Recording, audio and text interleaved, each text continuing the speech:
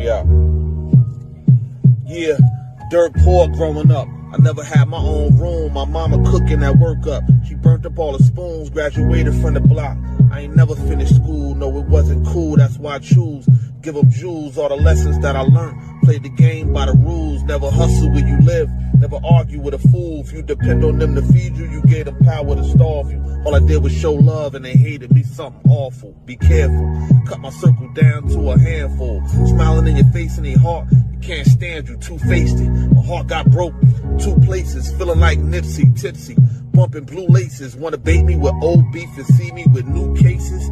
Shit ain't been the same since they killed my nigga in Vegas. Motivated by the pain, motivated by the haters. I'm still spitting that shit. 25 years later, never signed to a major. Stayed independent. These ain't just raps, little nigga. I really lived it, calm, don't be alarmed. I'm a time bomb ticking, young living legend. Pen game vicious, outlaw records. Don't think for a second I won't put this mic down and pick up. It's Mac 11, the spirit of Machiavelli, psych, fatal, and felony. It's outlaw shit, I'm precisely the epitome. Carried the torch high, did it all in a memory. You gotta say a word, feel it in your energy. Hate me or you love me, don't matter long as you mention me. Streets real slippery, watch where you walking. There's no more talking, all bite, no barking. Everybody love you once you laying in a coffin. When you alive and shining, you most likely a target. Leave your ass leaking like a faucet, you cross me. All family, no friends, the game costly. Paid the price of sweet revenge, how much it cost me. Success tastes sweeter, bag full of cheaper. Carhartt suit, 10 boots and a beeper. This 9mm can make me the Grim Reaper. You ain't even cracked the code to get deeper. You don't know how much crack I sold as a youngin'. Never known for rapping, I was known for hustling. Never known for ratting, I was known for thugging. All these niggas do is blog, they ain't known for nothing but running they dick suckers, gossiping like broads. It's all fun and games till somebody in the morgue. It was all your fault. Don't poke a lion, awake or sleep a giant. Get greeted with the iron. We gon' leave him where we find him. Sometime you gotta remind him. This outlaw shit is forever, we timeless. Yeah, sometime you gotta remind them. This outlaw shit is forever, we timeless. Yeah. The rumor about y'all smoking Tupac ash. America! America!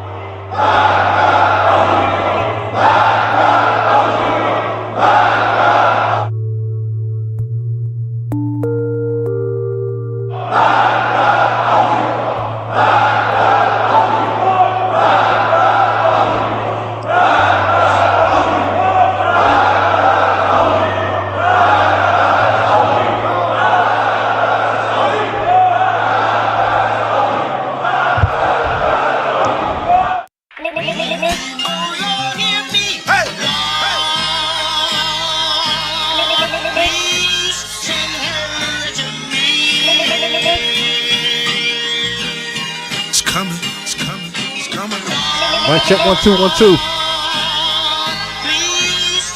Good evening. Ladies and gentlemen, this time around, the revolution will not be televised. Only Let's go. As we proceed to give you what you need.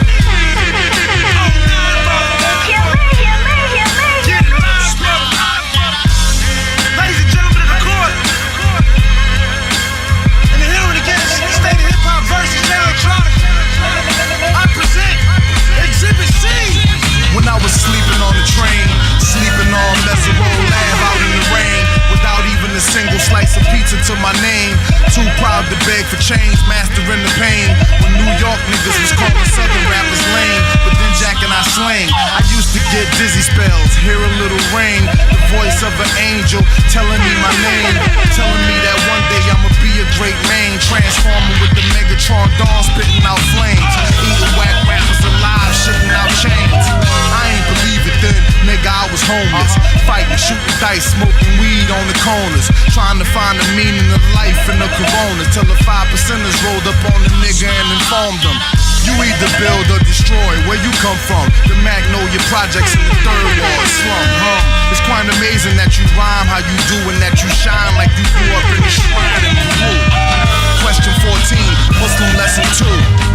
Dip diver, civilizer 85er. I make the devil hit his knees and say the Our father, abracadabra. You rockin' with the true and living. Shout out the Lights Out, Joseph I, Chewy Bivens. Shout out to Baltimore, Baton Rouge, my crew in Richmond. While y'all debating who the truth was, like Jews and Christians, I was on Cecil B, Broad Street, Master, North Philly, South Philly, 23rd, Tasker, 6 Mile, 7 Mile, Hartwell, Gratiot. When niggas really will pack a U-Haul truck up. Put the high beams on, drive up on the curb at the barbecue and hop up out the back like what's up? Kill a nigga, rob a nigga, take a nigga, bust up. That's why when you talk that tough talk, I never feel you. You sound real good and you play the part well, but the energy you giving off is so unfamiliar. See little shit like that We need something real. lets me further know what it is you really do.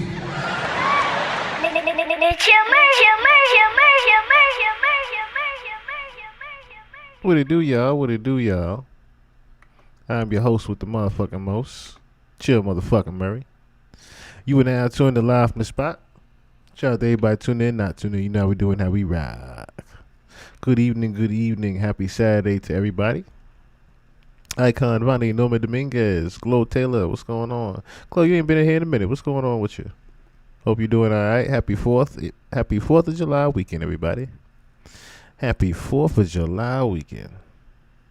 Fireworks is among us, I should say. Fireworks are among us. Yeah, we have some things to talk about tonight. I know y'all all was like, oh damn, we got the Diddy verdict, we got the update that we needed, you know. What else could be there to talk about? Well, in my opinion, there's a few things we need to be aware of. And I'm starting to notice, you know how they always say things are hiding in plain sight? So I started taking notice to certain signs of things. One, this cover here. This is actually from Beyonce's show that is going on right now. Right? And I noticed there was a hidden message inside of it. And I was like, okay, she's been doing like little, as you could say, spiritual rituals, things of the MK Ultra and whatnot, right? Anyway, the witch rituals and things like that, right? This in particular, though, stood out to me a lot because a lot of people started making this one go viral recently because it creeped a lot of people out.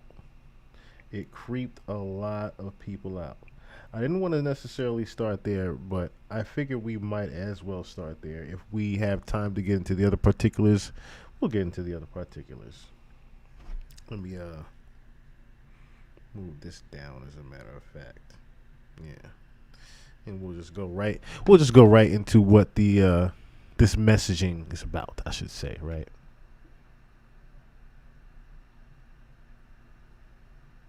Every time you on in the bushes listening. Always at work. That's what's up. Though. All right, so yeah, we shall start there. So, if you guys have not seen what I am talking about,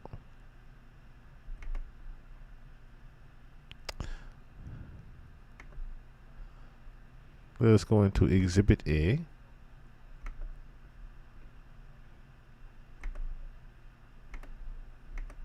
So has anybody seen this at Beyonce's concert recently?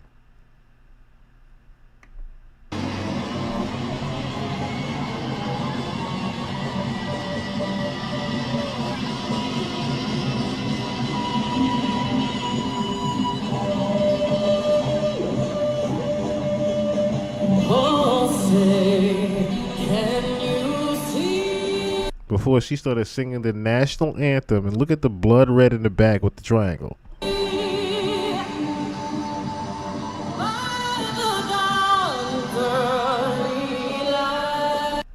It's like, fuck the national anthem.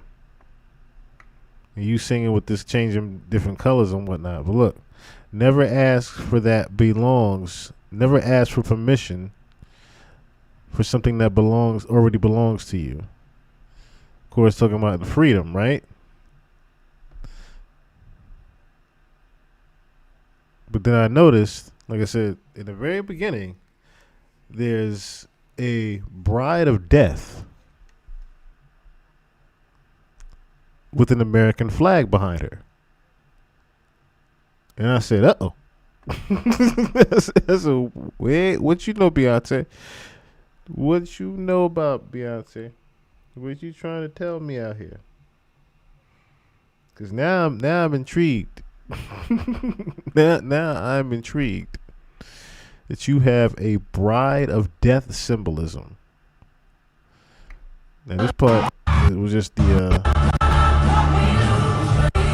now I figured that's what the song they was going into was freedom, right? I figured that's the song they was going to go into. But like I said, it's just the fact that that was the symbolism you chose to have for you doing the national anthem. So I was like, okay, obviously you're talking about the death of America. And I said, okay, that's an interesting topic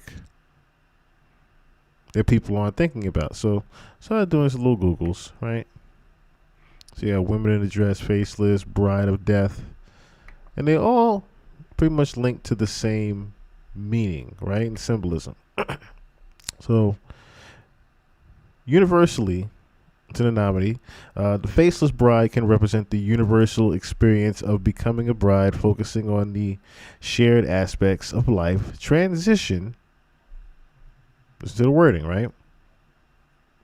Rather than an individual's specific identity. Keep that word in mind. Identity, transition, keep those two words in mind, right?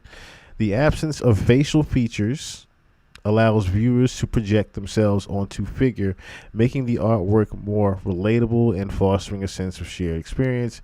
It can symbolize anonymity or a lack of individual identity, perhaps highlighting how women in certain societal or historical contexts have been seen as objects or defined solely by their role as a wife. Okay, so that could be the surface level meaning, right?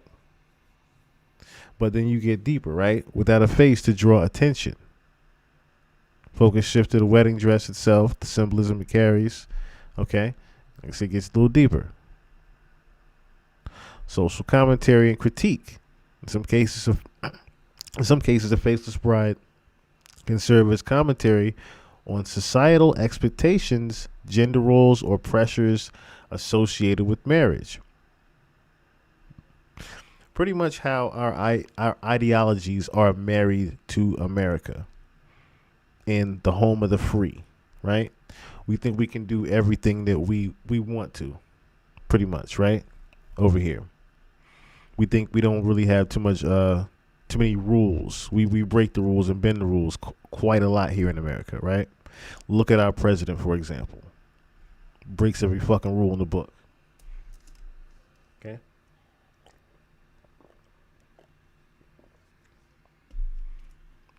The main thing here is the loss of identity. And you've heard numerous times, and I mean numerous times, about America losing its identity.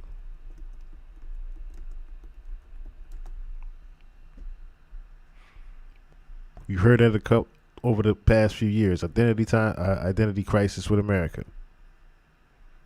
America suffering an identity crisis. The collapse of American identity. You've been hearing that repeatedly throughout the past 5 or 6 years. Have you not? Baby Juju, what's going on? Jupiter, what's going on? Some say we just had our last traditional Independence Day. See? And I remember watching your take on that Kim Kardashian Santa Baby vid. You see what I'm saying? Like, it's a lot of signs right now that I don't think a lot of people are paying attention to. That's really why I went live tonight.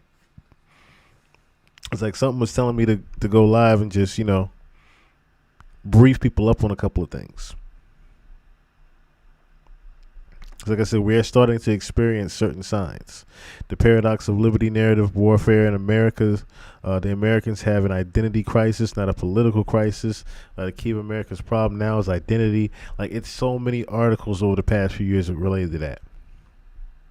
So I said, okay, now I see where you're cooking at, Beyonce. Now, with an identity crisis, I said, okay, the next thing that would happen would be the reset of America, wouldn't it be? Right? They always talk about the coming of a new America or whatever, or a new world order. That's pretty much what is brewing right now. Literally right behind the scenes. Excuse me. So I caught the message that Beyonce was trying to portray. Trying to say the death of America is coming. Now, if you notice, look at the stage. There's an arrow pointed directly into the crowd. But it's not an arrow. This is a missile. This is a missile. Now, as you guys know, or maybe some of you don't know, over the past couple of days, Trump and Iran have been having their little tit for tat on a chessboard. And Iran, I think, is about to have the last fucking laugh of things. I don't think a lot of people have been paying attention to the fact that there is still World War III brewing right in front of our faces. So, Exhibit B, right?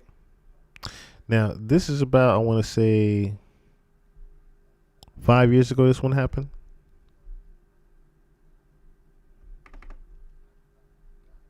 So right now, thousands of people are in Iran together as the body of slain General Qasem Soleimani makes its way through the streets. Earlier, dozens of Iranian lawmakers chanted "Death to America" as they met in parliament.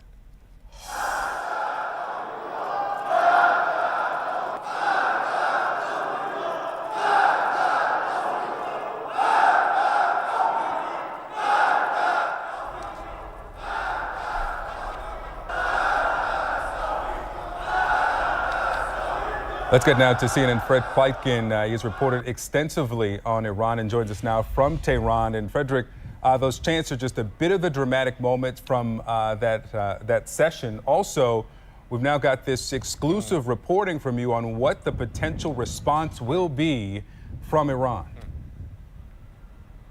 Yeah, exactly, Victor. And, you know, one of the things that we've heard pretty much from all levels of politics here in Iran and from the military as well is that Iran is going to retaliate. There will be a response and there will be revenge. We heard that from Iran's supreme leader, from Iran's president as well. So I spoke to the main military advisor of Iran's supreme leader, someone who's extremely high in the hierarchy and very close to the power center of this country. And I asked Hossein Degan, what exactly is the response going to be? And he said there will be a response that will be a military response, and it will be against military targets, but that Iran does not want a wider war with the United States. Let's listen in.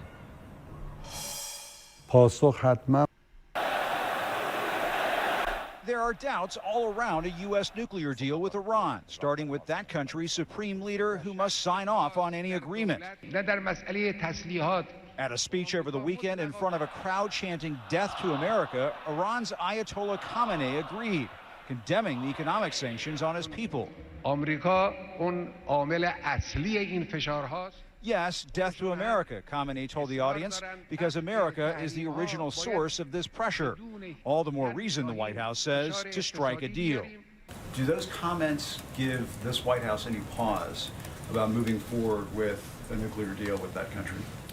Jim, I can tell you that I think those kinds of comments only underscore why it is so critically important that the United States and the international community succeed in preventing Iran from obtaining a nuclear weapon. And the best way for us to prevent Iran from obtaining a nuclear weapon is sitting down at the negotiating table. There are also skeptics in both parties on Capitol Hill, where 367 lawmakers signed a letter to the president saying Congress must be convinced that the deal's terms foreclose any pathway to a bomb and only then will Congress be able to consider permanent sanctions. It's called straighter. How many of you believe the Iranians in the past have been trying to build a nuclear bomb, not a peaceful power program? Okay, so we start with the proposition they're liars. CIA Director John Brennan argued the pressure is on Iran, saying he's confident the U.S. intelligence community will have a good understanding of their nuclear activity. So if they decide to go down that route, they know that they will do so at their peril. White House Chief of Staff Dennis McDonough promised a Jewish American group the administration won't accept a bad deal. Any deal would last for more than a decade, setting back Iran's program for far longer than would military strikes. That is, the president cautioned, if a breakthrough can be reached. Frankly, they have not yet made the kind of concessions that are, I think, going to be needed for a final deal to get done, but they have moved, and so there's the possibility.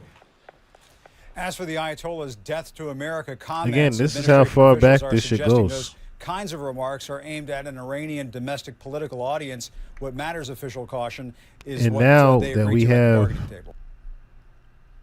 now that we have President Dickhead in office, just pushing buttons and shit. After we attempted to patch this shit up, now they're not playing. Now they are not playing with us.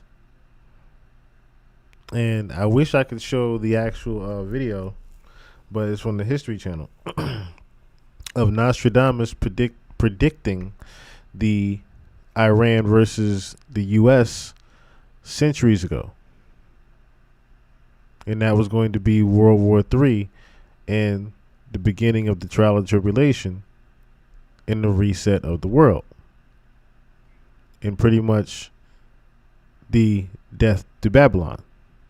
As you guys know what Babylon is, that's America. So this is pretty much what I am trying to tell you guys. The death of America is coming. There's no way to sugarcoat it. There's no way to sugarcoat this.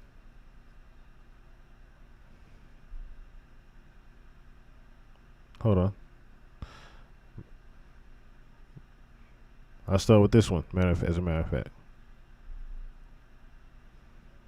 Khomeini congratulated Iran for their Blue Eyes, what's victory going over on? the U.S. regime. Senator Joni Ernst, Republican from the great state of Iowa, joins me now. Senator, This one's this recent. is laughable. Do the Iranian people actually believe what Khomeini is saying? No, Stuart, and thank you for having me on. I don't believe they do believe their supreme leader, and certainly the Iranian people have lived under the thumb of this theocracy for very, very long, and I wouldn't be surprised if the Iranian people take this opportunity to push back against the supreme leader and the mullahs that have kept them oppressed for so very long. Okay, I'm going to stay on the subject. I want you to listen to Defense Secretary Pete Hegseth discussing the success of those B-2 pilots. Watch this. How many stories have been written about how hard it is to, I don't know, fly a plane for 36 hours? So that American people understand, how about how difficult it is to shoot a drone from an F-15 or 16 or F-22 or F-35? Or what it's like to man a Patriot battery, or how hard it is to refuel midair, giving the American people an understanding of how complex and sophisticated this mission really was. There are so many aspects of what our brave men and women did. The chairman mentioned a female bomber pilot. That's fantastic. She's fantastic. What pissed me off so bad about this was that Donald Trump was, also making these same dumbass remarks that, why weren't these pilots, these bombers celebrated? Why do you want bombers that pretty much almost just sealed our fate and gave the U.S. on the silver platter? You gave Iran our asses on the silver platter with those bombers. And you want us to thank you? Excuse me? That shit pissed me off. I said, wait. He really wants. They made the press. I'm so disappointed in the press, not necessarily giving those B-2 bombers the credit that they deserve. Motherfucker, we don't want to give anybody that bombed anybody that super credit of anything. Scarchild, what's going on, my brother? What's going on? A hero. I want more female bomber pilots. I hope the men and women of our country sign up to do such brave and audacious things. Senator, you are the first female combat veteran elected to the Senate, and you served in the military for over 23 years. You must be proud that one of those B-2 pilots, bomber pilots, was a female. I am, of course I am, Stuart, and what I truly long for is a day when that is not the exception, it's the rule, that we have more females serving in such incredible positions of authority and demonstrating their skill. We are proud not just of this incredible female pilot, but also the others that were piloting on this mission and their support team. You know, I was part of a support team, a logistics officer, an engineer officer, and truly understand it does take an entire team of exceptional patriots to make these types of missions work. So kudos to her and the entire team that made this happen. And let's see if they get some respect from the media, too. That would be nice, wouldn't it? Yes, it would be nice. It would be yes. nice. Let me change the subject. Doge is looking to sell off federal land. Yeah, that part. We ain't asked to do this shit. You spending our tax dollars to bomb people, and we ain't call for this shit. Your impeachment started with that shit, too. They started to say, nah, we got to impeach him. That's what they've been trying to do in office lately, is get his impeachment. Now they dismissed it. But they about to throw him out of office when he did that shit. I'm like, yo, what are you doing? Ain't nobody authorized you to hit the button. You just went ahead and did it. Through the For Sale Act. You're the Senate Doge Caucus chair. How much are you going to bring in? Is this a revenue source, selling federal land? It is, Stuart, and I... Okay.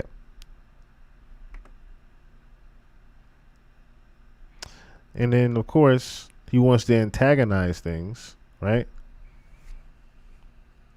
Hey all, Peter Zine here, coming to you from Colorado. This video is a little late getting to you because I was hoping we were to get some more information on what happened when the United States dropped some bunker buster bombs on Iran over the weekend, but it does not seem like anything has clarified, so I'll give you an idea of what's happened and now what we're waiting for. So number one, the United States dropped a couple dozen major bombs on the Iranian nuclear facilities. Specifically a place called Fordow, which is basically under a mountain, Natanz, which is where they do a lot of their centrifuge work to enrich uranium, some of which of the facilities are heavily reinforced and underground. You heard that, right? That was a specific target to hit the uranium. They pretty much were trying to limit their funds.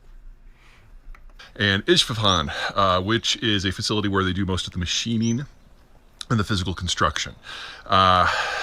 The first two sites got hit with bunker busters, most notably Fordow, whereas Isfahan was primarily hit by Tomahawk cruise missiles launched from submarines in the Persian Gulf. We do not have damage assessments from any of these places, which is part of the reason that I was kind of waiting. And we're probably not going to get it anytime soon. Donald Trump has said, of course, that every facility in the United States has been blown up into smithereens and is no danger whatsoever. The Joint Chiefs are like, no, we really don't know, and until somebody does an inspection, there's no way to know. The truth, obviously, is closer to the general's position than Trump's, but what's new there? Iran doesn't have a conventional military. They can't reach out and touch someone with tanks and planes in the way that you might expect a country of 80 million people to do. Their military is designed to occupy their own populations. It's a civil patrol force. They have normally reached out to touch people through sectarian groups that they get hopped up on weapons and drugs and basically send out to cause carnage. Groups like Hezbollah, for example, but groups like Hezbollah have basically been neutered. The Gazans are in no shape to do anything, and even if they were, the Americans are nowhere close to them. And the U.S. military footprint in the region is down to less than a quarter of what it was at its peak and continues to trend down.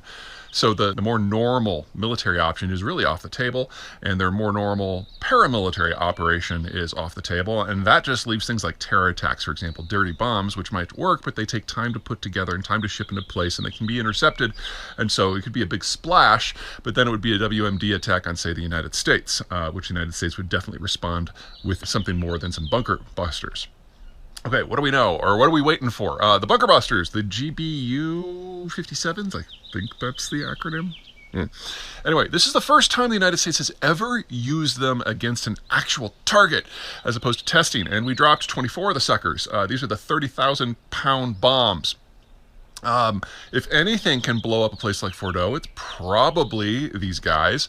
But again, it's the first time we've ever used them. We don't know. So in many ways, this is a test case for the United States, as well as a question for Iranian actions. And what everyone wants to talk about is whether this is going to make it more likely to be a deal or less likely to be. Folks, there is never going to be a deal. Iran has never signed and implemented a security deal with anyone. In fact, the only thing that even comes close is the 1987 ceasefire in the Iran-Iraq war, which was never turned into a peace agreement. They haven't signed a deal with Iraq or with Turkey or with Pakistan or... In other words, they don't do negotiations. Anyone. They don't like to do negotiations with anybody. That's numero uno about that. So I don't even trust the word of the diplomat. I'm going to read that article in a second here. I don't even trust the word of that diplomat saying that they won't respond, that they're just going to continue creating uranium. Just that smart aleck response there, they're just going to continue making the uranium. I already know. That ain't got nothing to do with, the rest of Parliament. That ain't got nothing to do with, certain leaders that can make certain things happen. You know what I'm saying? It's other shit that can happen as a result of that. They don't have to just the government don't have to just send bombs right away. They could just have something happen over here and just to start that shit. Some cooperation deals on economics and, say, nuclear sharing with the Russians and the Chinese, and that's about it. So if you're obsessed with a deal on oil or technology or security, you just waste your time obsessing about something else. This is not how Persian society works. I would love to be wrong, but I've been right since 1979, when I was 5. Oh my God, I'm old. Anyway, so this is what a holding pattern in the Middle East looks like. People throw weapons at one another, things explode, but we're waiting for someone to fundamentally change the nature of the relationship, and I just don't see that happening on the Iranian side anytime soon.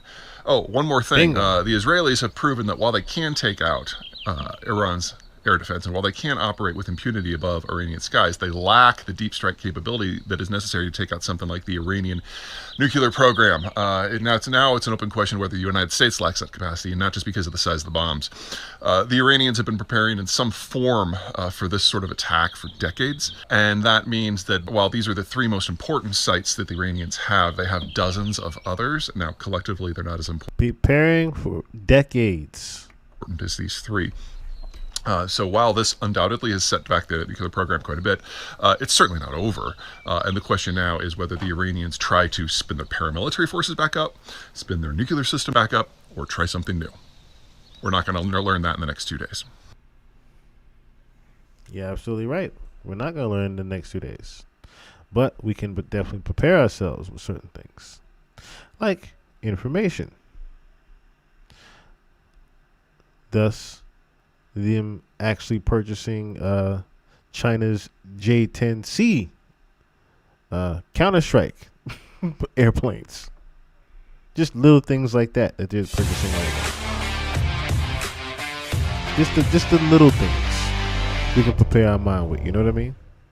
J-10C for Iran. So this is from the Bulgarian military.com. Iran bets on the J-10C to counter Israeli F-35. So Operation Midnight Hammer, the 12 days of war they've had with Israel has kind of highlighted the inadequacies of the Iranian air defense, apparently. So if you guys remember, Iran ordered Su-35s a while ago from Russia. They did not materialize. Rumor is those jets went to Algeria. So they're looking for a better airplane than what they have. So Iran's fighter fleet is basically what they bought from the U.S. in the 70s. Tomcats, F5s, F4s. Tomcats. Well, Tomcats. Rest in peace.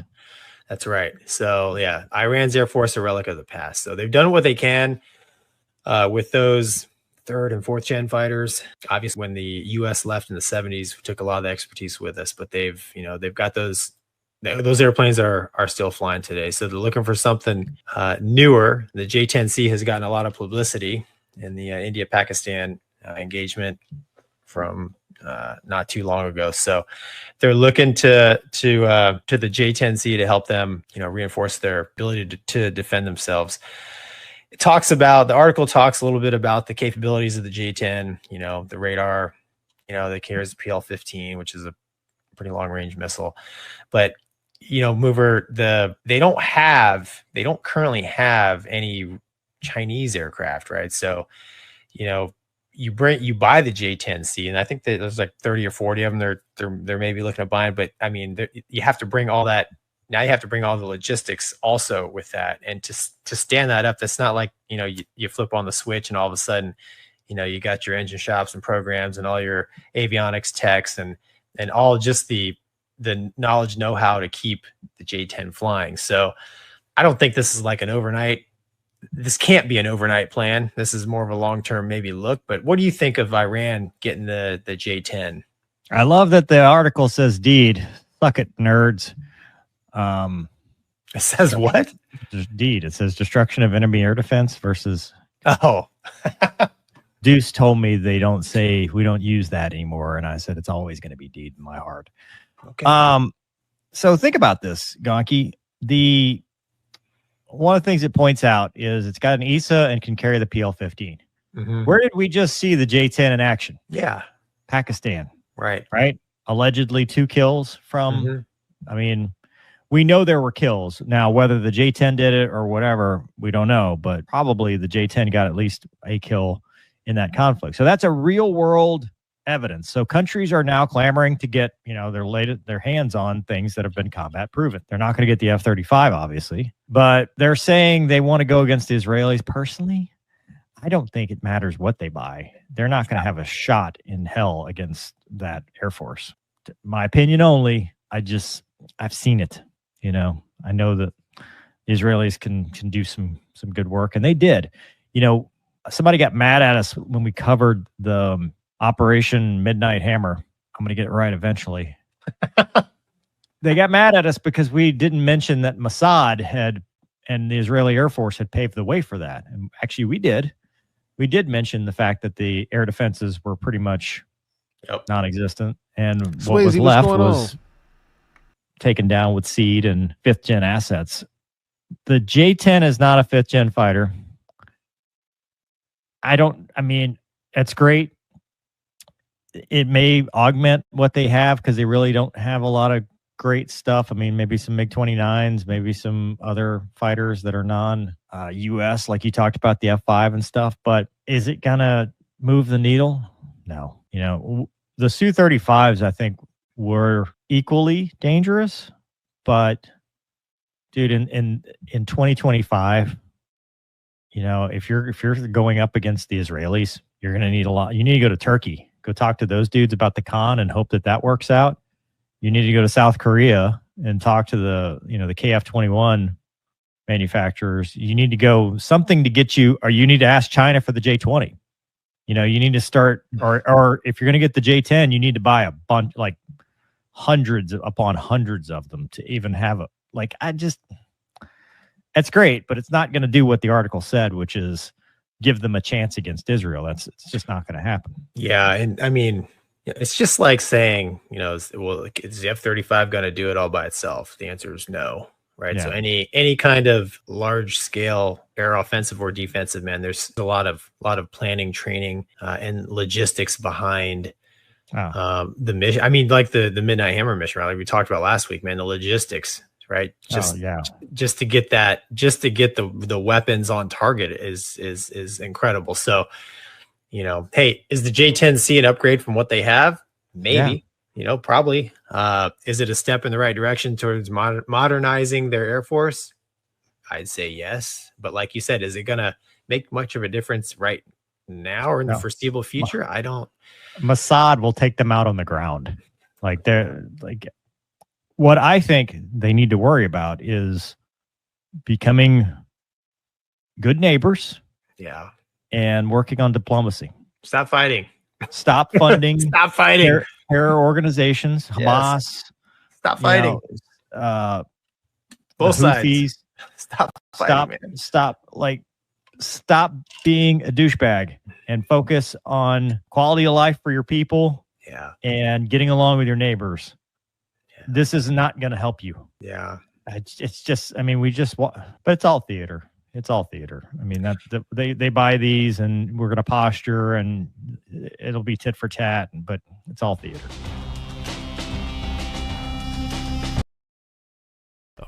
My mic was up. And see, that's the thing, right? I started thinking about it as he was talking about it. I'm like, maybe they're buying these as like, throw-offs. Maybe they're buying these because they don't want to actually display what they actually have. So they're putting this like an actual throw-off to say, okay, that's all they got over there. All right, good. Let's throw this little chess move out in the public. You know what I'm saying? I don't think they're all the way dumb as far as the military over there, the Iranian military. You know what I'm saying?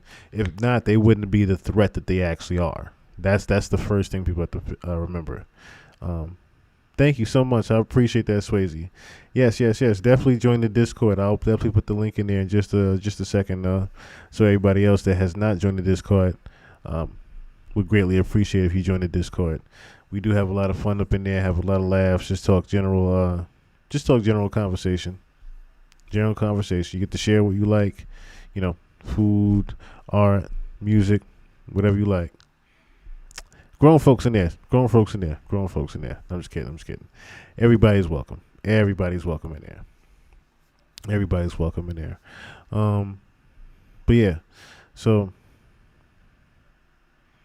pretty much we have to at least, keep ourselves informed on what is going on, as far as the weaponry, day by day, I keep saying to myself, something is going to happen somewhere. It's not just going to be just a regular retaliation. They're going to bomb the White House type shit, right? It couldn't be that simple. It might be, but I don't think it's going to be that simple. Because the actual meaning behind Death to America, when they were chanting that, the leader said that it was because they were talking about Donald Trump. They were talking about Michael Polo or something like that. They were talking about certain leaders over here. They weren't talking about, the entire American race. That they said that as well. They were talking about just certain leaders. And Donald Trump, like I said, was one of them. And then I got to thinking, I was like, okay, so that will be referring to the Trump death card that everybody kept seeing in the Illuminati. Remember I showed you guys before the Illuminati card game, and they had the death card, Death of Trump. And then you've been seeing different displays, even in The Simpsons, right? They had the Death of Trump in there, right? Because they had the tale of two Trumps. They had the clone Trump in there, but then they had the actual Death of Trump, right? They depicted that part with the presidents. So it's okay. There's different signs of this happening. And it also starting the reset of America in general, but it also is the mark of the actual war that's coming. And I said, okay, with Trump doing this right now, right? It's only a matter of time. Like I said, he's antagonizing people, and he should not be. Crime in Iowa caused by illegal aliens, but we're getting them the hell out of here. We have no choice.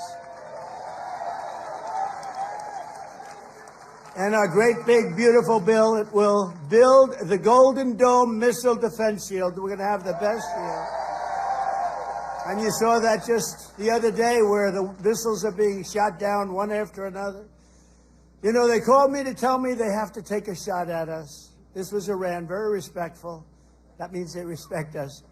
Because we dropped 14 bombs, they said, we'd like to take 14 shots at you. I said, go ahead, I understand. They said, where they'd do it, I said, good. We emptied out the fort. It was a beautiful military base in Qatar who treated us really fantastically well. And they said, sir, 1 o'clock, okay? I said, it was fine. We could make it later. And we had nobody but 4 gunners. We had 4, they call them gunners, and they shoot the Patriots. They shoot the missiles up. It's hard to believe. So all of a sudden, they said, we're ready. And they were a little nervous about doing it, I want to tell you. Can you imagine? They were nice enough. This is Iran to call me and tell me that they would like to shoot me at 14 times. So they want to shoot us. And I said, go ahead. And they shot 14 high-grade, very fast missiles. Every single one of them was shot down routinely by these 4 unbelievable gunmen. And they did their job. And that was the end of that. But the big thing was the attack on their nuclear facilities, what those people did. And you know, they're going to be in Washington tomorrow at the White House. We're going to be celebrating. We took not only the pilots, but the people that flew the other planes, but also the mechanics that had these planes going for 37 hours without a stop. You know, we had it was so far away, we had 52 tankers. Think of that, 52 that's loaded up with oil. I wouldn't want to fly one of those suckers over a random. I say, what happens if they're shot at? Well, sir, that's a tough situation. It's not a pretty sight, but they were unbelievable. 52 tankers to load them up. They followed the planes in, and they never had to stop for fuel. They went 37 hours, actually. And how incredible. What equipment. What equipment. And, you know, China, Russia, they were all watching. Everybody was watching. We have the greatest equipment anywhere in the world. We have the greatest people anywhere in the world. And we have this. It is the mockery that he keeps doing to other countries that is going to piss other countries off. You know, China and Russia, they was all watching. No, they weren't. They're not paying attention to your fancy little moving with the 37 hours of the plane. They're not impressed by that, Trump. On the surface level, you know, right?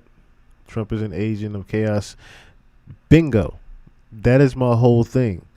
This man literally is the mark of death as far as America and the fall of Babylon. He is literally that. He is the one that is going to usher in the death of America. Literally. That is what's in the scriptures. He is going to be the one that actually does it. And I'm going to actually show you guys something, including the Denver murals in here in a second as well. Strongest military anywhere in the world. But we're going to fully modernize our air traffic control system and expand school choice and really so much more. By the way, the air traffic control, you probably don't have that problem here. You know, you have planes land like but in some congested areas, you saw what happened with the helicopter and the plane and a lot of other things. If we had great equipment, and we should have had, it was all set up to go. And then Biden canceled the order when he came in, but he canceled a lot of orders because he didn't know what the hell he was doing. There's a case would have never happened. Bells would have gone off, whistles would have gone off, everything would have gone off. It would have never happened. Very simply, the one big beautiful bill would deliver the strongest border on earth, the strongest economy on earth, the strongest military on earth, and ensure the United States of America will remain the strongest country anywhere on this beautiful planet of ours. 165 days into the Trump administration, America is on a winning streak like, frankly, nobody's ever seen before in the history of the presidency. I said, they said, you know, sir, you're going to go down as one of the greatest presidents ever. I said, really? No, I said, really? I said, better than Washington? They said, yes, sir. I said, better than Honest Abe Lincoln? They said, yes, sir. I said, I like this guy that said that. That's a smart guy. He's up for a big promotion right now. But just a few months ago, our country was cold as ice. We were laughed at all over the world. We were laughed at. Think of it, a year ago, we were laughed at. We were a bunch of clowns. They were laughing at our president. They were laughing at everything having to do with our country. I was in Saudi Arabia. I was in Qatar. I was in UAE. Great leaders, strong, powerful, very rich leaders, too, by the way. But great leaders, very smart people. And they said to me, the king of Saudi Arabia, but the three said the same thing, essentially. They said, you know, a year ago, we thought your country was finished. We thought it was dead. Dead. Horrible word. Dead.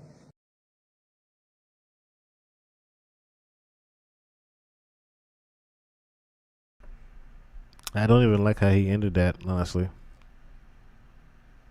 How they ended the clip. I hate how they ended that clip right there. But the other thing I was looking up was Nostradamus', like I said, predictions was World War III in the year 2025.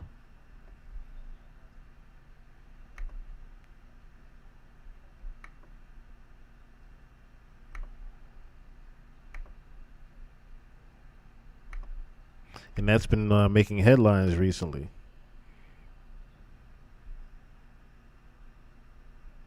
that he predicted that there will be World War III between us and Iran in the year 2025. And not a lot of his predictions have been wrong. As you all know who Nostradamus is.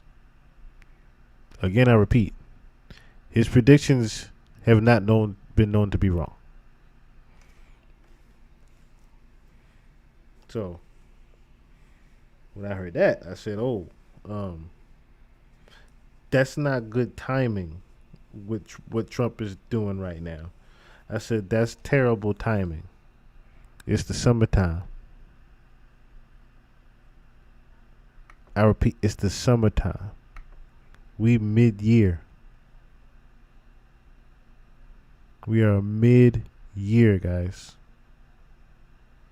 And Iran is getting 20,000 missiles.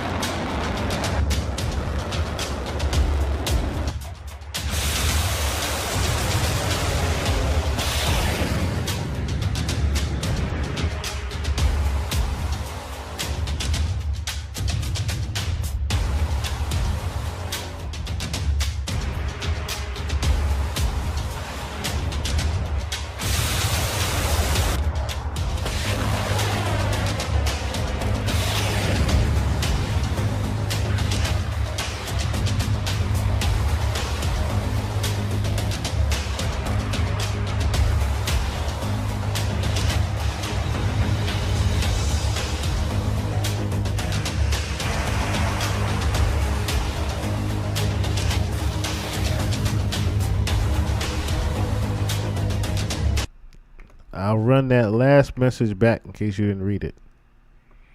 Iran's arsenal could spell trouble for the Middle East, rest of the world, per the official. Pretty much, they have nukes over there too. Everybody got nukes. Right? Everybody got bombs. Iran just so happens to be someone with a nuke that possibly doesn't give a fuck less than the others, if you get my drift.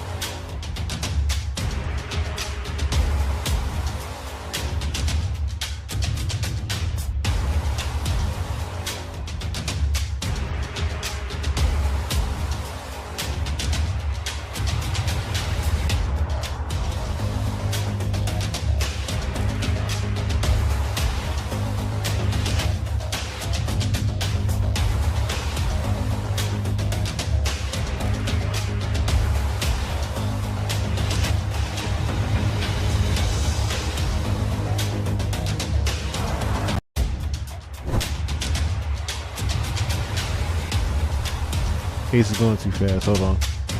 I got y'all in case it's going too fast.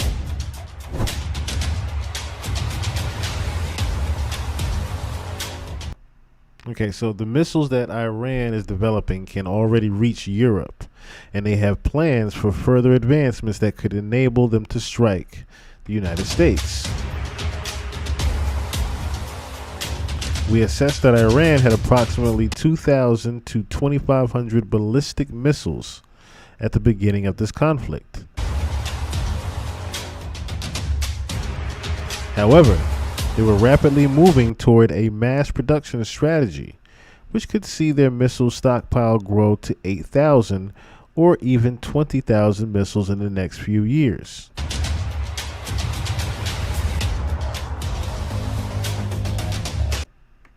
With such vast resources, they have no reason to enrich uranium to the levels they have unless they are actively seeking to build nuclear weapons. So Now you hear again why they bombed where they're making their uranium. You heard that specifically.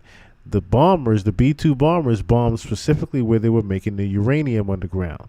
But you hear right here, they have no reason to enrich uranium to the levels they have unless they are actively seeking to build what? Nuclear weapons. That is pretty much what they're planning to do down there. It's not just about the investments and the funds that they actually create in the stock itself. It is the actual meaning that they are doing more than just creating wealth for the Iranian government. They are actually down there using this to make nuclear weapons.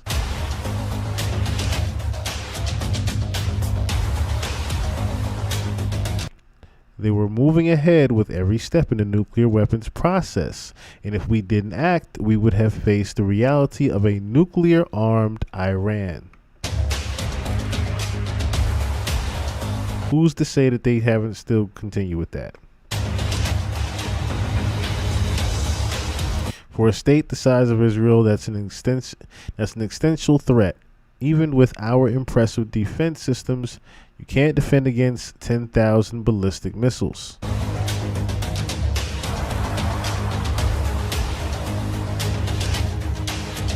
Notably, the Israeli officials' remarks came as U.S. and Iran engaged in a war of words.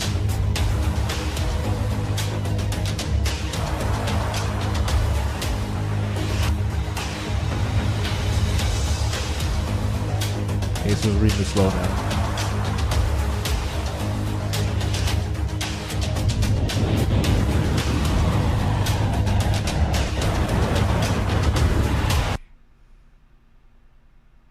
Warned Iran would target more U.S. bases if Trump launched more attacks, which he just antagonized him and said, go ahead.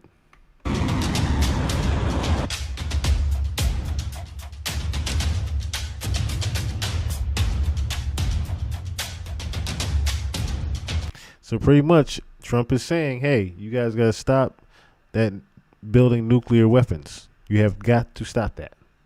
Which Iran is probably saying, fuck you, buddy. We're going to continue doing what we're doing. You keep threatening us, we will go back and retaliate against you.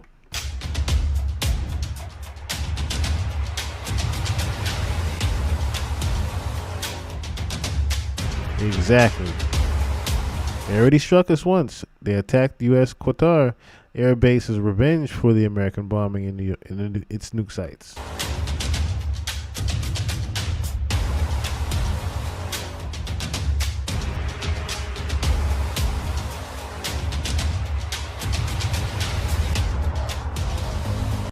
Pretty much saying, hey, you over there in America, chill out. Europeans, chill out. Don't get in between what we're doing right here. Mind your business. I wish Trump would have minded his fucking business at the end of the day. Because what we are now realizing is that certain things from the Denver mural is starting to come to light. Now, there's a depiction of they said a Nazi soldier, right? But there's also talks that is also an Iranian soldier in the Denver airport murals. Denver, Colorado is home to America's largest airport called the Denver New World Airport. Now, right? Why do you think that is? Think about it, right? You walk into an airport and you see a fucking mural that might look like this, right? Now, I doubt there's a mural that actually looks like this in the airport. But that pagan horse is outside the airport. This is the depiction of what the airport means to a lot of people, right? By the time Trump leaves office, digital currency will have been implemented. It already is. It already is in some ways. It already is. That's the crazy part to that. There's a lot of symbolism inside this Denver airport. And now a lot of the murals are starting to actually come to fruition. Denver, Colorado is home to America's largest airport called the Denver New World Airport. The airport was built by Freemasons in 1995 and features a Freemasonic dedication capstone in the atrium. A time capsule. That should tell you something right there. Look who built it. I mean, we all know the Freemasons are architects of the nation, right? That's a known fact that, you know, they're the architects of our nation, literally. That's why you have the pentagram where the White House is. You know, the pentagram and the Baphomet symbol is literally in the drawings, in the blueprint around the White House. You have a 5-point star in the middle of the blueprint. That's not by accident. That's literally because they put it there. Capsule is buried underneath the stone to be opened in the year 2094. Now, this is another thing that was very telling. Because I'm saying to myself, well, 2094, if you think about it, it's not far from now. that is not far from now. Because we are in the year 2025 going into 2026. That's, 2096? That's what, 70 years from now? That's literally 70 years from now. So one of,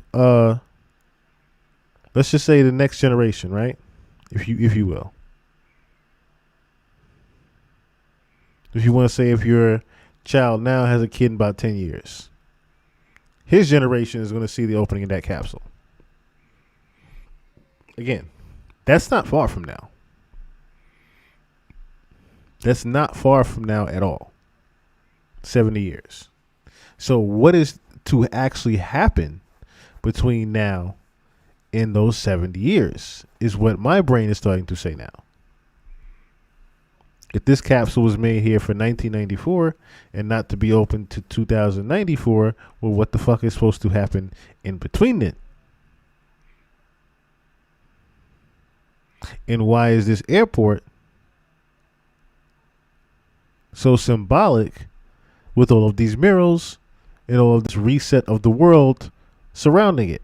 The New World Denver Airport has a swastika-shaped runway. See what I mean? It's certain shit that you have to pay attention to in the blueprints. The first thing I said when I started looking at the Denver Airport murals blueprint and architecture, I said, they are literally making this where when the reset of the world starts to happen, this is where they're going to start gathering people up and putting them. There is reportedly a deep underground military base beneath the airport, with miles and miles of secret subterranean tunnels connected to a large network of underground cities. As passengers drive up to the main airport terminal, they are greeted by a sinister-looking 32-foot-high fiberglass blue stallion with veins popping out of its body. Literally the horse of apocalypse, the fourth horse of apocalypse, marking again the reset of the world, is a statue outside of the fucking airport. You just heard what is also underneath it. Underground cities connected to a military base. This is what is coming, y'all. And demonic eyes that glow bright red. Not exactly a calming influence for travelers who are already spooked about getting on a plane. The sculpture is believed to symbolize the pale horse of the apocalypse mentioned in the Bible, whose name is Death. The sculptor, Luis Jimenez, was killed by the horse when a chunk of the sculpture broke loose and came crashing down on him. Locals call the horse Blucifer. Blucifer. And as you just heard, that's an actual true story. Yes, a chunk of the horse, while making it, fell on the creator of it and killed him. If that is not spiritual enough for you, I don't know what is. Inside the airport, travelers hurry past grotesque gargoyles in suitcases that leer down at them, and morbid apocalyptic murals that line the airport walls at the main gate. 4 panels of giant-sized wall murals in the baggage claim area tell a terrifying and prophetic story in pictures of how humanity's future is going to unfold. Now, besides that, right? The gargoyles. These gargoyles, as you saw, their heads move. They talk. Their heads don't just move mechanically. They don't just, No. You can actually talk to them and they have like a friendly voice. But it's the fact that you have talking, demonic, I should say, gargoyles in your fucking airport. Who has talking demonic gargoyles in their airport? At them, and morbid apocalyptic murals that line the airport walls at the main gate. 4 panels of giant-sized wall murals in the baggage claim area tell a terrifying and prophetic story in pictures of how humanity's future is going to unfold. The first mural reveals a horrific Darth Vader-like figure wearing a Nazi general uniform and a gas mask. The gas mask indicates that the next war will use depopulating biological or chemical agents, AKA nuclear weapons. Now this is where I said, okay, this is what the gentleman was talking about before when I watched the video on this, and he said this looks like a depiction of an Iranian soldier. Let me see if I can find a picture of one. As a matter of fact, that would be a good idea, right?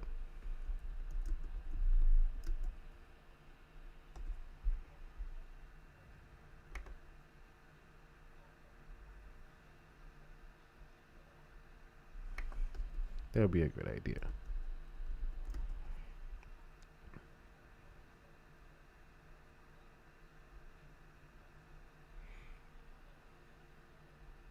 Okay.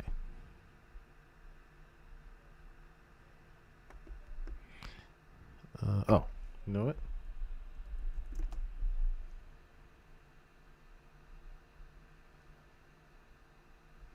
Much better.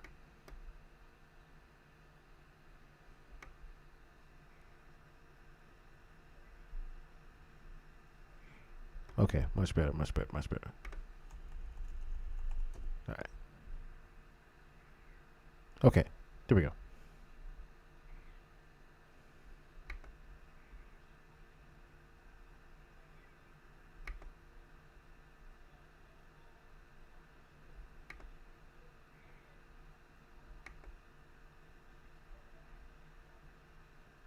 I should have clicked on the picture. Duh. I mean, you get the drift, right? Similar hat.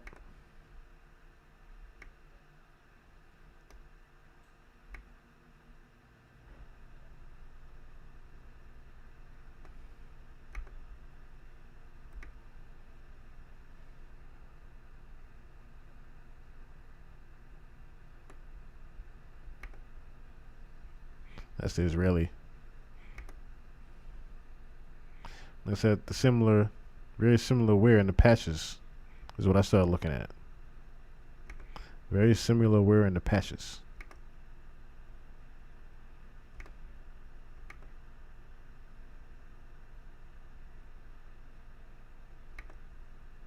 The white dove that he is killing symbolizes peace. On the right are destroyed buildings reminiscent of the Twin Towers. The guy that made the horse was killed by the guy that made the horse was killed by the horse. Yep. Yes, this airport is weird. I don't remember the gargoyles, but those murals are something else. It's a lot of things that are inside this airport. Like, people have tried to make documentaries about this airport doing their own little investigations, and they've been shunned away, especially when they try to go downstairs and look at the concentration camps that's down there, right? Because you have the actual, across the street, you have the buses. You have the buses, and you're like, well, why are there buses across the street? Like, why are there transportation vehicles, so many of them, already parked across the street? Then you have the military bases that are just visible there. Then you have the underground city that's just visible there. It's like, why do you have all this shit at an airport? At a fucking airport. I've been to the airport twice, and it was quite a few years.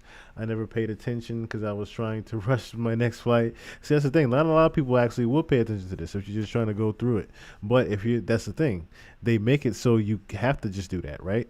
You can't just be being nosy around trying to make your little, like I said, films or whatever, because they're going to just remove you, right? Because they know that there's something there. Especially with the Freemasons are actually having it heavily guarded. Yeah, pretty much. Pretty much. Nazi General Scimitar's sword has been swished through the air, leaving behind a rainbow chemtrail that poisons the air and ethnic population below it. On the left is an endless line of weeping women refugees holding dead babies. There is no trace whatsoever of violence to the dead children. Now, one thing that she said was what? The chemtrails coming through the air, right? Now, you also heard chemtrails involving what? Project Bluebeam. The chemtrails are pretty much going to be the main component into which they start the reset of things, right? Or should I say how they do it's going to be the main chemical component to how they're able to spread certain things actually happening, right? How they're able to spread us seeing things, how they're able to spread us smelling things, different manipulations of the mind through chemical manipulation. If that makes sense to you. Like I said, we did a breakdown of it with Project Bluebeam before, and how the chemtrails are going to play a serious part. It's one of the ingredients in it is barium. There was a guy that actually took a glass of water, and he pretty much broke down all the chemical compounds that was inside of the chemtrails, and it was different ones that made different things, of course.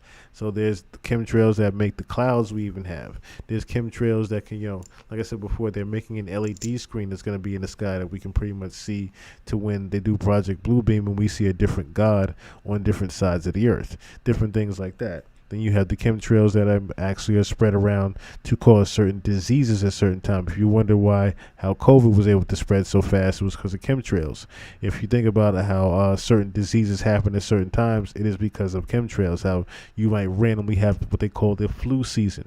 It's because they have a certain increase in the chemtrails around that season. Who appear to have died from the deadly gas of the toxic rainbow. Why are there no men present? Presumably, they have all been killed. The Nazi General Scimitar's sword that destroys peace is a symbol used by the Shriners, who are Freemasons. I'm a Mason. I beat all my cases. Freemasonry is a fraternity within a fraternity. Outwardly, it is a friendly charitable organization that conceals an inner brotherhood of the 33rd degree elect. The next airport mural shows a forest and a city in flames. The world's endangered animals and plants are extinct. Buffaloes, whales, leopards, elephants, and sea turtles. The sickly haze and leaping flames. Now, I don't want to sidestep it, but one night we are actually going to go through a depiction of that. We're going to go through a depiction of this one night. The structure of Freemasonry and, do the apprenticeship and up. Like I said, I have the book still. I never made the documentary. I should say the different series of the Freemason book, because so much other stuff started going on, and in my life anyway. So I need to get back to doing that, of course, for you guys.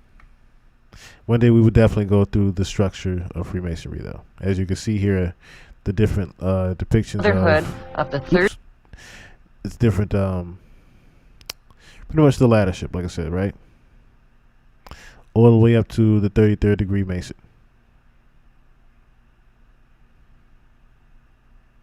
We're definitely going to take a look at that, because it's a lot. 33rd degree elect. The next airport mural shows a forest and a city in flames. The world's endangered animals and plants are extinct. Buffaloes, whales, leopards, elephants, and sea turtles. The sickly haze and leaping flames suggest a nuclear or biochemical devastation. Children are the only survivors, and they are weeping over 3 open caskets of an African girl on the left, a native girl in the center, and a white Judeo-Christian girl on the right. They represent the death of the old black, red, and white root races to make way for the new world race. The dead white girl in the... To make way for the new world race. You heard it right there. Pretty much the death of, how we always wanted equality amongst the colors. Now the people don't see, the new generation of millennials don't necessarily are colorblind. They don't necessarily see color and things like that. That's pretty much what this is. Chemtrails and fog were big topics in a short while ago. Yes, it was. If Brian Steele is your lawyer, you'll beat your Rico. That's funny. Hey, he is that's crazy. He is 2-0 against the Feds. That is crazy. Brian Steele is 2-0 right now against the Feds. That's in the same year. I didn't even realize that. That boy, the new Johnny Cochran, ain't he? Yeah, pretty much the as she said, the coming of a new race. Pretty much this is, like I said, the start of the new world order and the new world religion, in a sense. That's really what this is about here. Coffin holds a Bible and a yellow Juden star, which was used by the Nazis to identify Jews. It symbolizes the death of Judeo-Christian beliefs. See? Another child holds a... Pretty much the death of religion right there. Mayan tablet depicting the end of the Mayan calendar and the end of the world as we know it. In the third mural, the apocalyptic war has ended. Children of all nations are joyfully giving up their nation's sovereignty to the blonde-haired, blue-eyed German boy at the center. They are all turning over their weapons wrapped in their country's national flag to the German boy.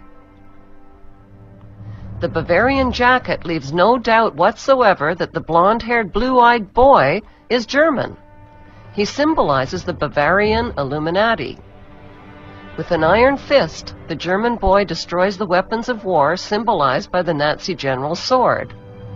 The German boy uses a hammer, which symbolizes the hammer and sickle of communism. In the foreground, the Nazi general is dead, with doves of peace perched on his corpse. The German boy symbolizes a world leader and savior who brings peace through communism to a devastated world. Who is this boy that the world gives up their flags and weapons to? We know he is German, with blonde hair and blue eyes, like Prince William, who posed as a boy for this Papua New Guinea stamp. It's not him, though. I believe it's Trump. Prince William's father is the son of Prince Philip and Queen Elizabeth, whose surnames were changed to cover up their German identities. Prince William's mother, Diana, was allegedly the daughter of James Goldsmith, a German Jew. In the fourth mural... Before we move on, the reason why I say that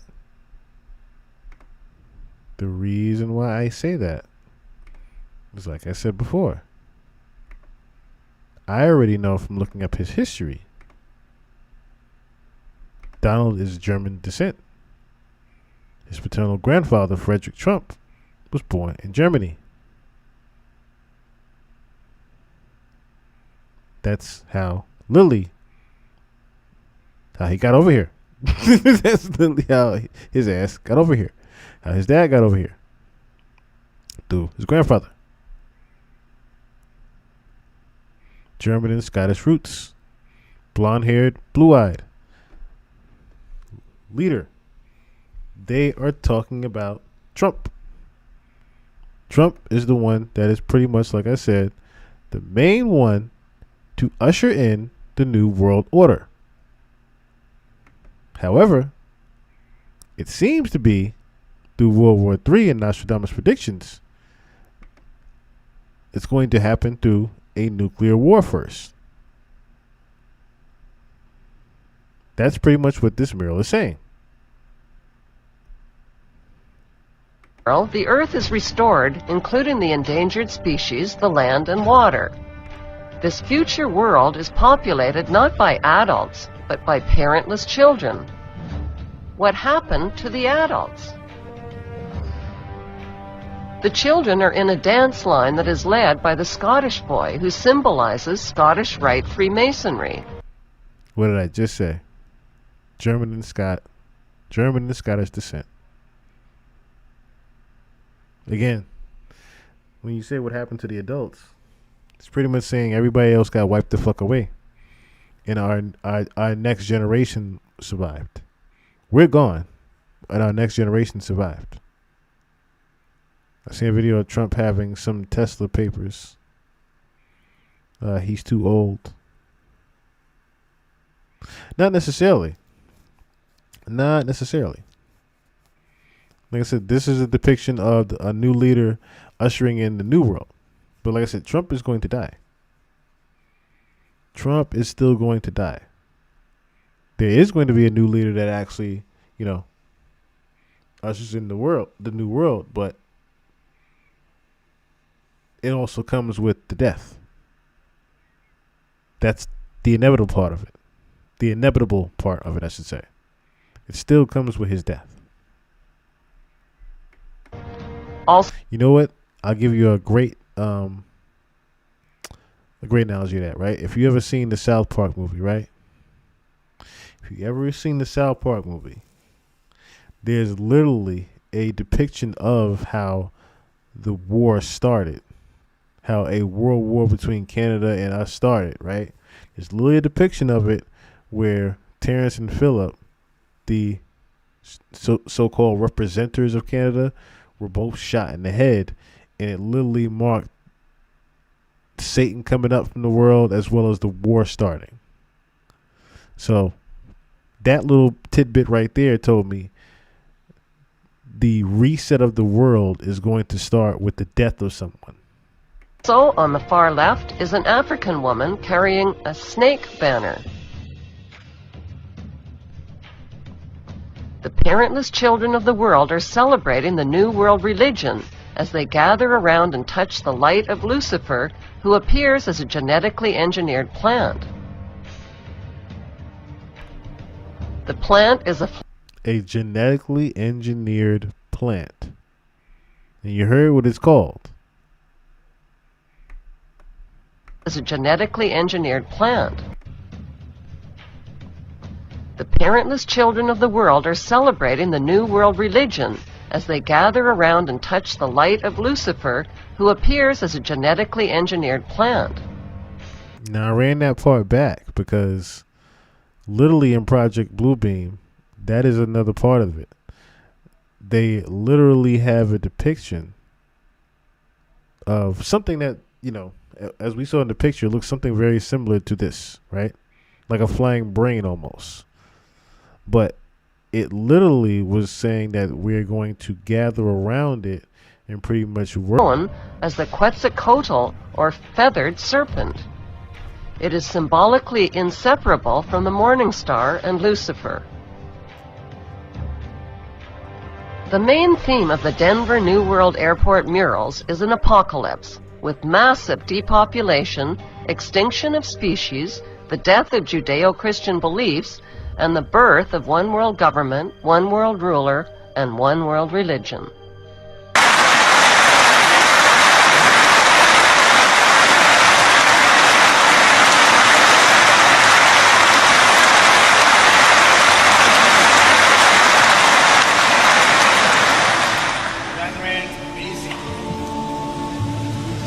Historical figures throughout the ages, but it has also found a treasured place in the lives of millions of ordinary men, encouraging a love of tolerance, freedom, the dignity of mankind, and an understanding of their place in the universe under God.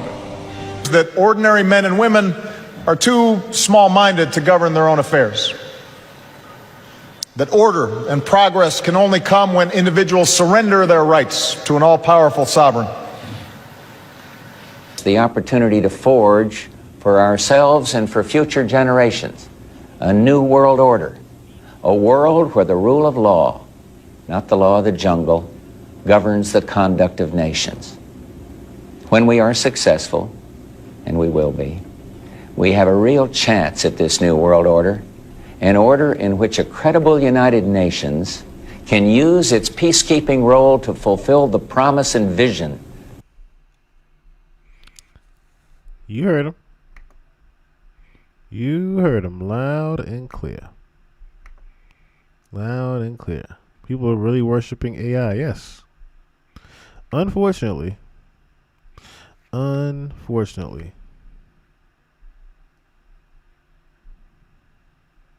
Yes, people are really worshiping AI out here. Now, around this time last year, they saw the 7 suns appear. A mysterious phenomenon happened in China around August 2024, where an optical illusion caused by light refracting through the layered glass of a hospital window, they said, caused you to see 7 suns. But there's actual symbolism in the 7 suns.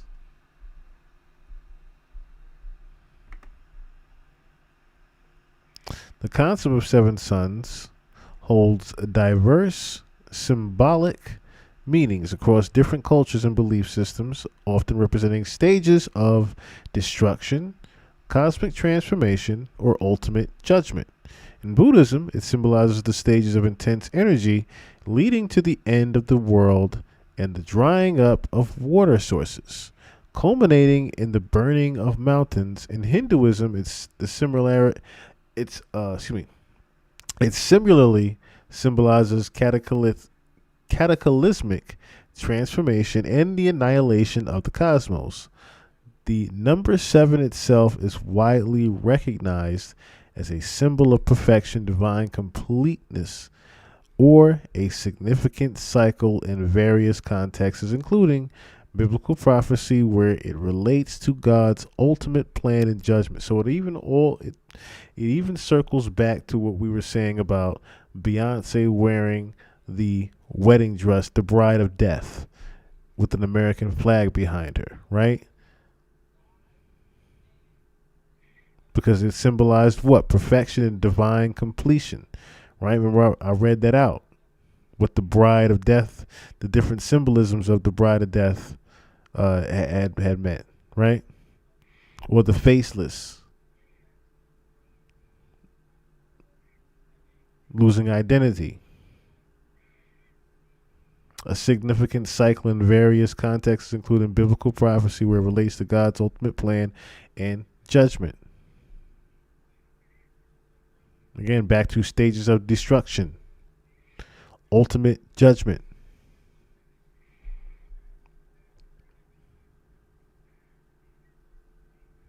So it's not just necessarily, Chum, calm down, what's going on?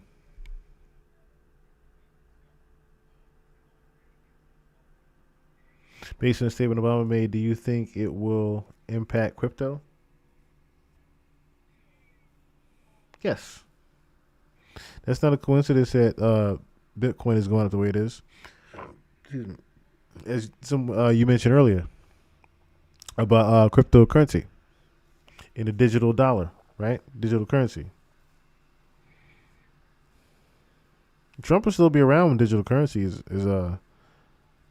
well, he might not be, actually. Now I'm thinking about it. Yeah. Pretty much won't be. You're actually absolutely right. He will be gone when digital currency comes out.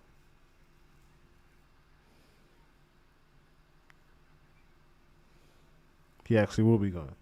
But digital currency, of course, is I think, like I said, Bitcoin is going to hit over at least 150K. I think by the end of the year they're projecting it to be at least over 150,000. Which is a lot for one Bitcoin. That's a lot, considering what it used to be. That's a lot. As far as it affecting cryptocurrency in certain ways, like I said, I can see that happening. But like I said, I don't think it's going to affect the overall plan of us converting to digital currency only. Because we already have digital currency, electronic currency, if you think about it, right? But we're talking about just digital currency as far as just cryptocurrency. Yeah, he'll be gone by the time we do that. I don't necessarily think it's going to actually affect the cryptocurrency world as far as anything goes, because that's its own field. That's its own field that he's not necessarily a controller of and never will be. But yeah. So, let me see. Oh. That's what I wanted to get into. So, again, Trump did his big, beautiful bill. So, he has this big agenda bill that's been making headlines recently. His big, fat agenda bill.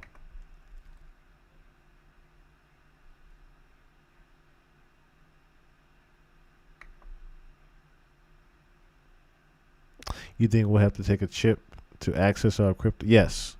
That'll be the next thing. That is part of the agenda. That's literally what they're trying to do, is eventually get us to take the microchip, because that's the mark of the beast, right? We all know about that part in the Bible, the mark of the beast that comes. When President Donald Trump signs his so-called big, beautiful bill into law Friday, much of the focus will be on its big ticket items, tax cuts, slashes to Medicaid and food stamp spending, and boosted border security funding. But lawmakers tucked a long list of measures that won't grab headlines into the massive tax and spending package. Here's a look at 7 of the lesser-known provisions of the measure. So Discovery's going to move. The Space Shuttle Discovery, parked at the Smithsonian National Air and Space Museum Annex in Northern Virginia since it was decommissioned in 2011, will be relocated its new home in Houston. Now, the bill includes $85 million to pay for its relocation and housing at the Johnson Space Center. Okay, that's one thing there. The space launch fees. That's another thing. So that's the fees will start at 25 cents per pound, capped at $30,000 per launch, and reach $1.50 per pound, capped at $200,000 per launch in 2033, which with increases tied to the consumer price index after that. Okay, so that was another thing. So this is in regards to Elon Musk's project here. So the commercial space flight companies like Elon Musk's SpaceX will have to pay fees for their launches and re-entries. So they do plan on doing something with space. It seems like in the near distant future, in the near future, I should say, not even distant future, in the near future. Bad news for gamblers. So currently gamblers can deduct their losses before paying taxes on their winnings. Under Trump's bill, though, they'll be able to deduct just 90% of their losses. For example, win $100,000 but lose $80,000. It's kind of crazy, right? You made $20,000, but now you owe $28,000 on taxes. The new amendment to the One Big Beautiful Bill Act would end professional gambling in the U.S. and hurt casual gamblers too. Professional poker player Phil Galfin said on Twitter, "You could pay more in tax than you won." So imagine you winning $100,000, but you got to pay back $80,000 of that shit. You be mad than a motherfucker. You won $20,000 at gambling at the casino at the slots, but then you gotta owe like $30,000 of shit. You like, huh? Kennedy Center renovations. The bill includes $257 million to carry out Trump's often mentioned plans for a makeover of Kennedy Center for Performing Arts. So look at where the money is actually being spent on and going to, guys. Gun silencer fees eliminated. The bill eliminates a $200 fee that gun owners are charged when purchasing silencers. I didn't even know they had a thing for that. Tax break for whaling captains. So this is an increase from $10,000 to $50,000 of a tax deduction for whaling related expenses.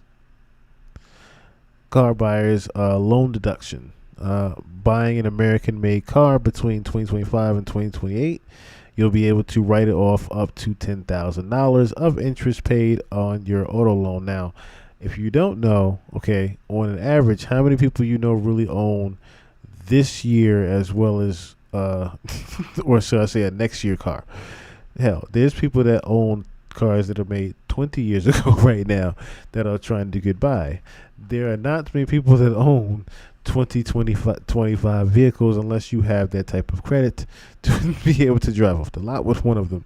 On the other hand, those in the market for electrical vehicles will see a tax credit created under former President Joe Biden and worth up to $7,500 eliminated at the end of September. It had originally been scheduled to last through 2032. So now he cut a tax credit you had on your Tesla. That was a sting, of course, to Mr. Elon Musk. Pretty much saying, look, you want to gas up your little Teslas, take your ass somewhere else and do that shit. Since you want to have your new America party. That's pretty much what he's saying right now. And that's another thing, too. So Elon Musk, New America Party.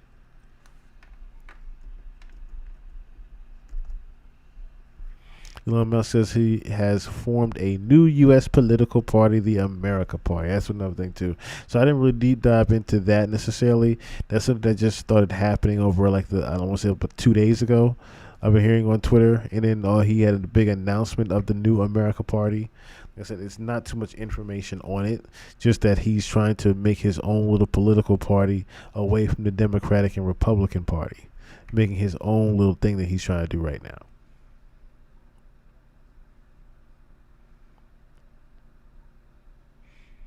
I watched a bit today that showed the government knows that's new, but they also have, we showed before that the moon is actually hollow. So they have plans to actually take us to Mars, and they have shit that's already there. They have shit that is already there for when the real big blow up of the world happens, because that will happen.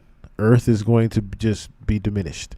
When that happens, in the distant future, the far distant future, I would say, when that happens, of course, majority of us that are here listening to this, we will be gone when that happens. But there is plans of the near future to take your children's generation. They will be seeing the Earth blown to fucking smithereens. They will be moving everybody to Mars. Literally, everybody will be moving their ass to Mars and living in a new city on Mars. They are developing that right now for when the coming of the world actually ends. So just remember that is something that will happen. When the actual end of the world happens, that is when they plan to ship us off to Mars. Yes, they've been trying to leave us on Earth. They've been trying to leave us off Earth. You're absolutely right on that. You're absolutely right on that. What else? Yeah, I guess that was it, though. I guess that was it. So like I said, I just wanted everybody to be extremely aware of things. I was looking at different things too. So a crowd had gathered in Colorado State Capitol to protest the military strikes in Iran. Ironically, Denver, Colorado, right, wanted to protest the military strikes. Like I started seeing videos on that pop up. I'm not bullshitting. Like I said, you can read it right there. It says it. And Colorado experiences mixed feelings as he watches U.S. military action. Oh my gosh. Hope not lose my voice. A crowd gathers at Colorado State Capitol to protest military strikes on Iran.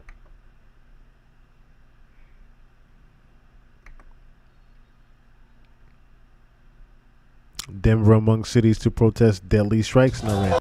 Like, it's just different things, right? And then this is also happening. This is also happening across the world. So make sure I got both videos.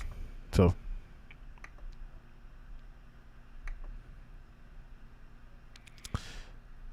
this is a video from look like Murder Mook. But this is just a compilation video of people hearing these loud booms over the past couple of weeks. In the past couple of months. Booms happening in New York City right now. It ain't no fireworks. What is? Somebody let me know. What are these loud booms happening in New York City right now? It ain't no fireworks. What is? Somebody let. Oh no, Donald Trump don't start that stuff. What's that?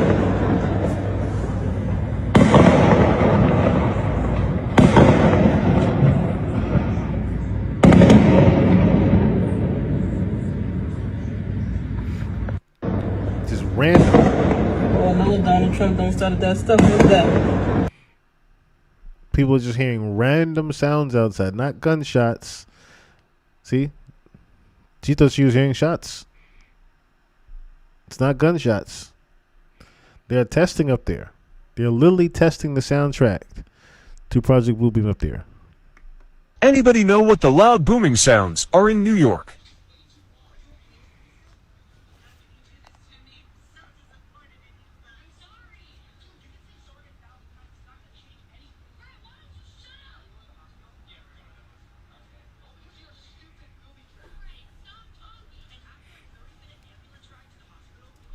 Anybody know what the loud booming sounds are in New York? So I don't know if y'all are gonna be able to hear this. Oh sure, now it wants to stop. There, did you hear that?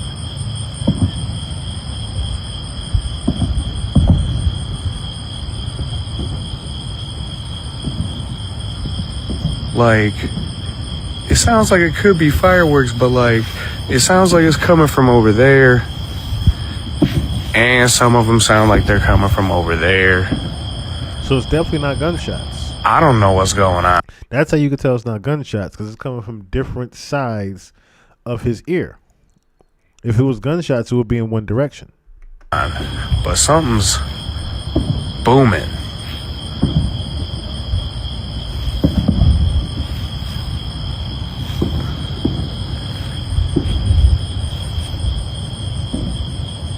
Yeah. Sorry for the dead air. I don't know what the hell's going on.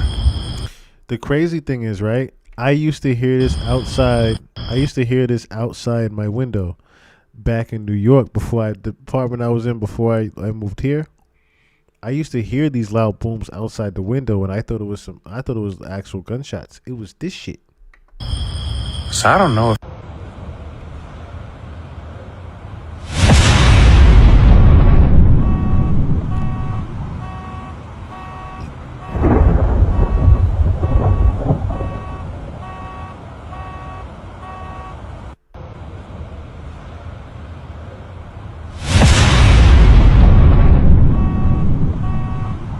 That's a crazy effect for thunder. Without no electrical wave, you know? Almost looked like a soundtrack in the back being made.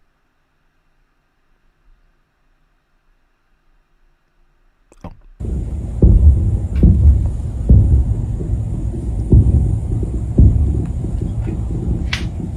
The fuck is that? Bro was outside on his patio like, what the fuck am I hearing?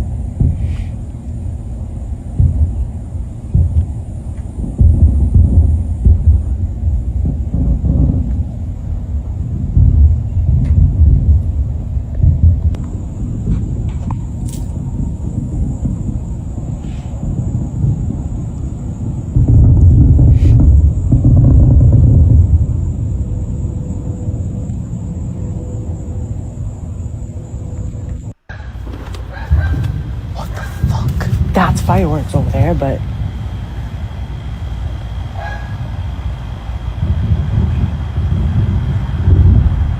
what the fuck?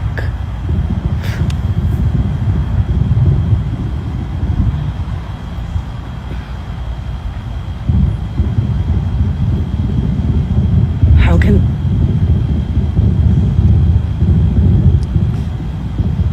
So it wasn't just New York. This has been happening recently over the past week all over the world. I mean, not over the world, all over the country. Different videos from around the country are hearing these loud booms at night. Get the fuck out of here. There ain't no firework. Oh my god.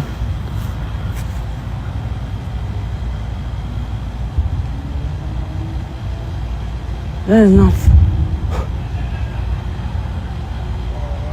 Holy fuck.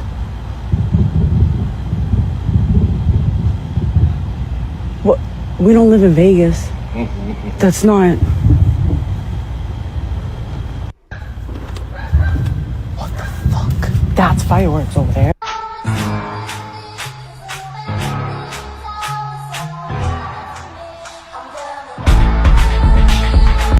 This is June 23rd. I heard an extremely loud boom. No rain, no thunder. 9:51 just happened just now. Third night in a row.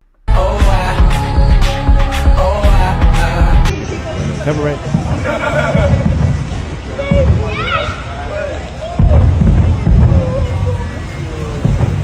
The same weird sounds that were in New York are now in Dallas, Texas. You heard that? Dallas, Texas. Major cities. Get my drift? There's the moon. Can't really.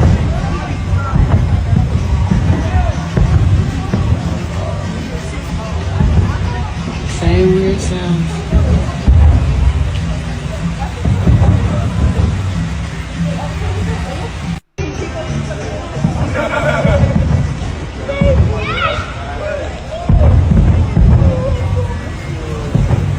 The same weird sounds that were in New York.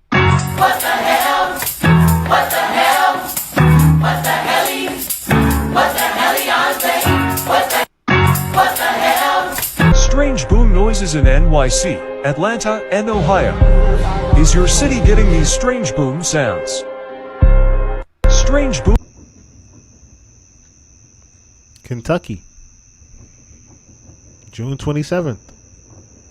So again, as you saw, it's not fireworks. This is a week before.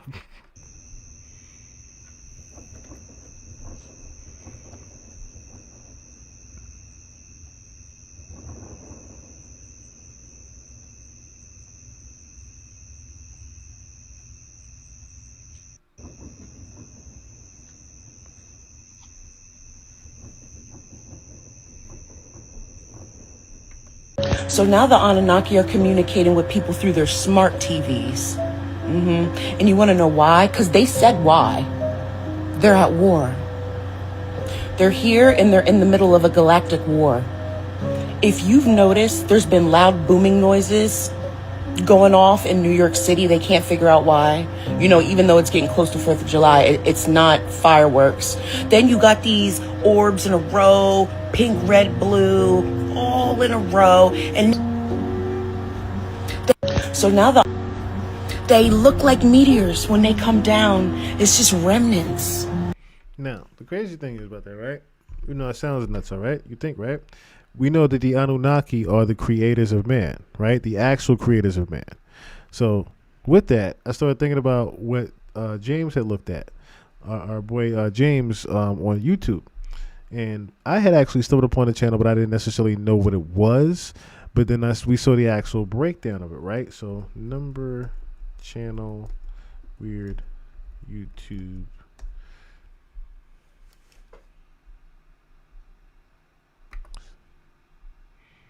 Just go right to the Reddit, right?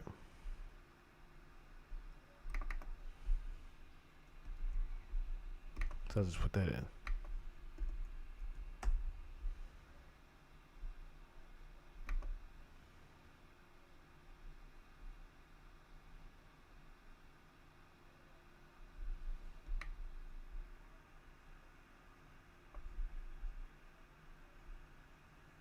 Is this one of them? 2, 3. Dig deep for the truth.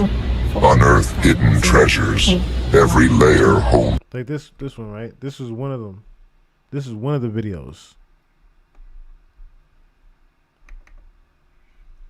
That's just one of the videos that was there, right? Let me see if I can find. The actual channel. This is the channel. This is the channel right here. This is it right here. Malone Painting is a local. I was trying to find. This is the channel that I thought of, right?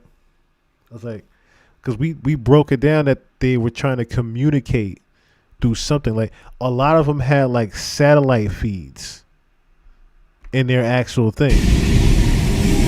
Like this is a satellite feed, but because it even sounds like it.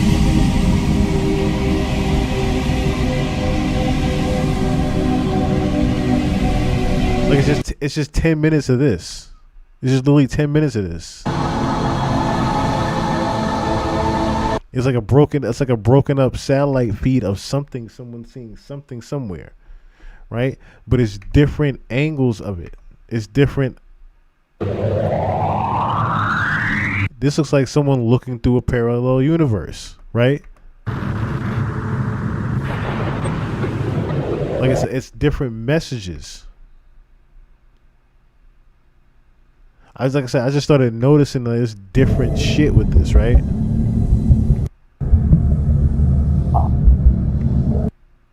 I was like, this isn't random. But these are not. This isn't random. This is like this. Like at all. This is not random. And the fact that this was in numbers like this, like I said, this is a very growing channel.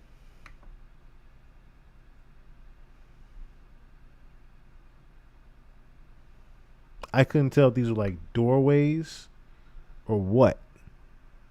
But then this one, like I said, this is the one we looked at in actual camera feed.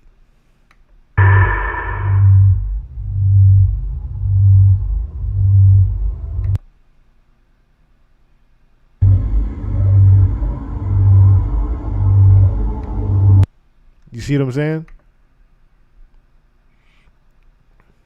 43 dead in Texas from the flooding. This popped up for me a couple of days ago. The name of the channel, it's right here. I'll copy and it's 312-153-432. That's the name. That's literally the name of the channel.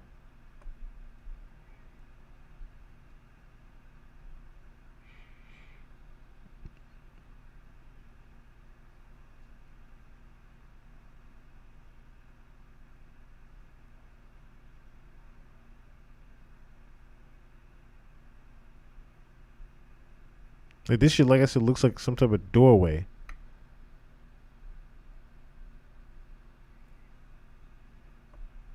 And people were actually going through the comments, like I said, breaking down the different binary codes of it. It's a cool like a little video. You should definitely, when you get a chance, take a look at it when you get a chance on my channel.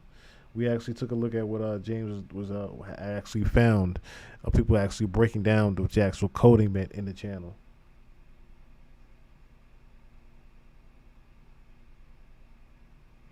I wonder what happened if you played it backwards. I don't want to know what happens if you play it backwards.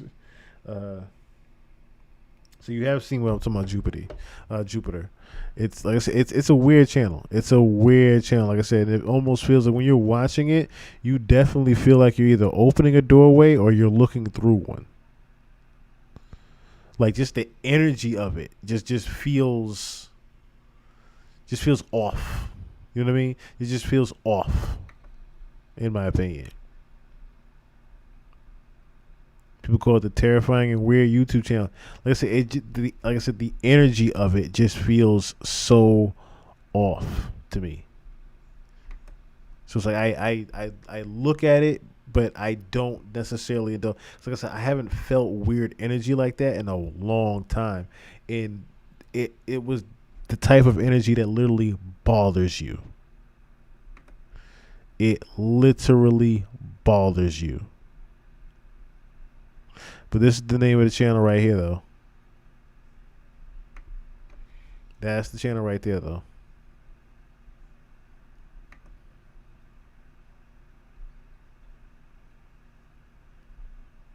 Do you see it, chum? 312-153-4312. That's the name of the channel. And even when you look up here, right, it looks like little aliens. It looks like 1, 2, 3, 4 short little aliens in the picture.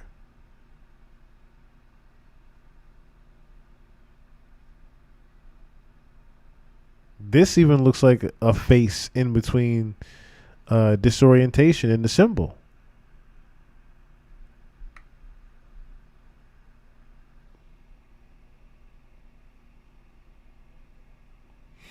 Yeah, skim through it at your own risk, chum. Skim through it at your own risk, buddy.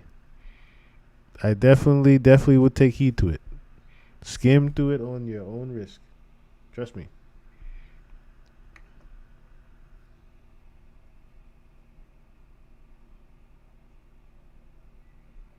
Well, like augmented reality. What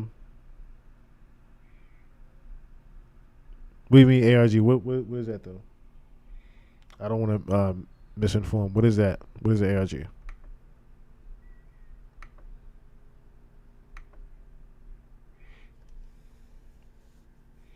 It's almost like a new digital yang symbol. Digital yin yang symbol. Yeah. That's the name. That's it right there. That's it right here. That is it right here.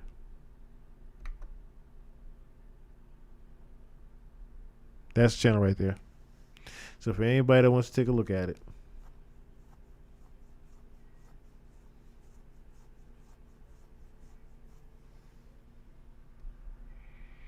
definitely take a look at your own risk and your own. Trust me, like I said, the feel of it. Even if you have headphones on, you will definitely understand what I mean by you just feel the weirdest energy from it.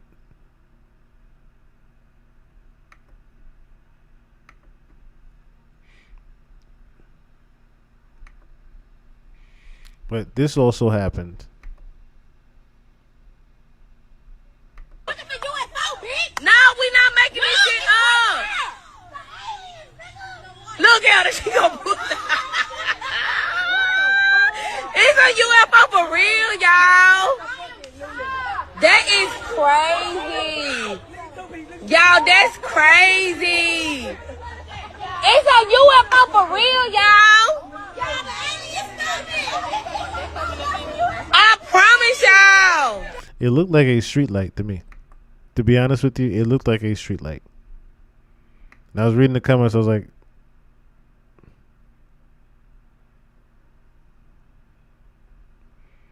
so people didn't say it was just a fake street light. I thought it was a street light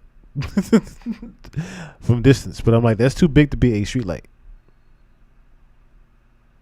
That's too big to be a street light. And of course, it would happen somewhere like this where people would not believe them.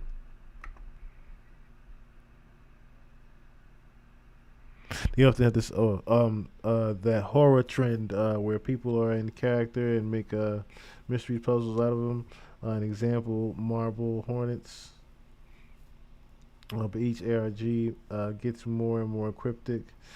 Yeah, I guess you could say it is like that. Then I guess you could definitely say like it is like that because, like I said, those are binary codes. That's also binary codes that the titles are. So it's not necessarily just a bunch of random numbers. It's actually binary codes that mean something. They're different messages, I should say.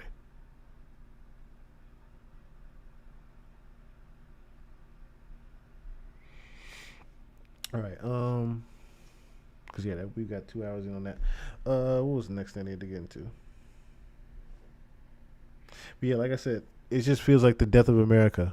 The signs of the death of America was just upon us right now, and we need to take heed to certain things that are happening. Real quick, I wanted to get into just a theory. Just a theory that I had, right? So, crazy thing is, I'll start with this, right? So, Diddy Kong, right, used Kim Porter for bail, right? He used the excuse of Kim Porter's death for bail. I said, are you serious?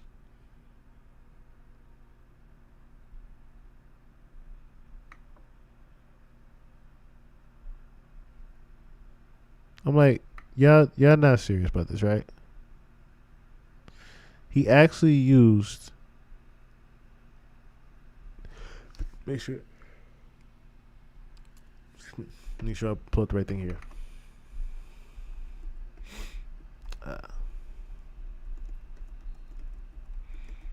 Order death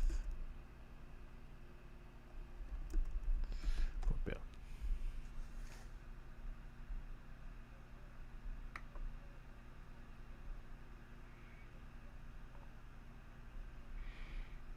Why not put that? You can put a death, denied bail. That's what I meant to put. Denied bail.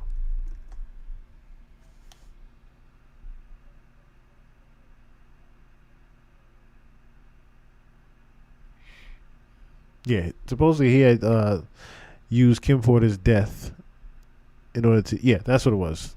Tried to use Kim Porter's death to get out of bail. To get bail, I should say. He tried to use her death to get bail. And which that also backfired. I'm saying to myself, this is why it was even denied bail, because if you remember before, he tried to summon Kim Porter. This is how all this started. It circles back to all started. Him summoning Kim Porter through that song with Babyface, titled after her. Everything went downhill from there. Sloan Bella, of course, broke that down to you guys. Amazing video, of course, if you want to look at 3-4 series that she's done, as well as the videos we have on here. Everything started from him trying to summon and talk to Kim Porter, and then you all of a sudden it comes full circle where you almost get that second chance of light, and then you still try to use Kim Porter's death in vain to get bail to go back home. It's like you haven't learned anything. You haven't learned anything whatsoever. You haven't learned anything. So with that, I started thinking, okay, since we know he's going to be kept in jail to the Keefe D trial, right? We know he's going to be kept in jail for that. At least for that long, right? And as of, you see at the current date, Keefe D's trial is scheduled for February 9, 2026. And I said, well, Diddy's sentencing is until October, which means if his sentencing is out in October, he stands definitely a chance of, even if he got like a year or two in jail, he's still going to be in custody and in jail past or around the time the Keefe D trial happens. So I'm like, if he's going to be around when the Keefe D trial happens, then they're definitely holding him for the trial. You see what I'm getting at? They plan to hold him because they always keep saying there's more and more charges, right? It's more and more charges. Yes, very scary time we're in. Very scary time we're in. They also said there's more and more charges being brought, right? Even DJ Academics, he interviewed Lil Rod the other day, right? And Lil Rod even said, well, the feds have more charges being brought up on him. It's not necessarily just the ones that they already got beat with. They have more charges to bring up on him. On top of, like I said before, the lawsuits that the dozens of lawsuits that he still has. Lil Rod's case is not necessarily thrown out. His lawsuit was just paused and postponed until the Fed's case was done. So now, being that he's in custody, those things can resume.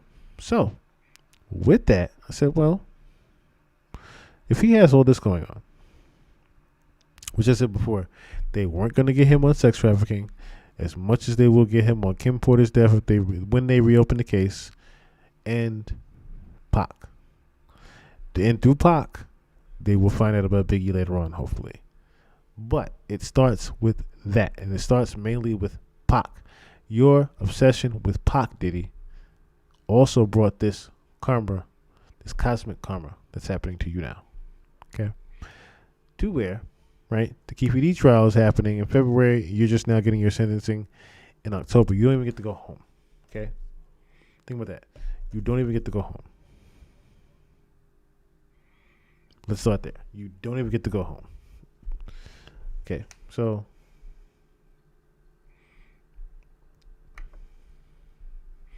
I need to get something real quick to snack on before I pass out over here. Okay, so that's what I wanted to put on next was, so Young Noble, right? They said it was a death by suicide. when I heard about Young Noble passing, I said, well, that is a former outlaw of Tupac's. But not a lot of people know that he was actually the last member that was signed to, or I should say the last member to join the Outlaws. He was the very last member before Pac died to join the Outlaws. Young, 17, 18 years old at the time. And pretty much, you know, was drug into the middle of the East Coast, West Coast beef. War at the time, in his eyes, right? Interesting thing, right? So, not only, let me pull this up here.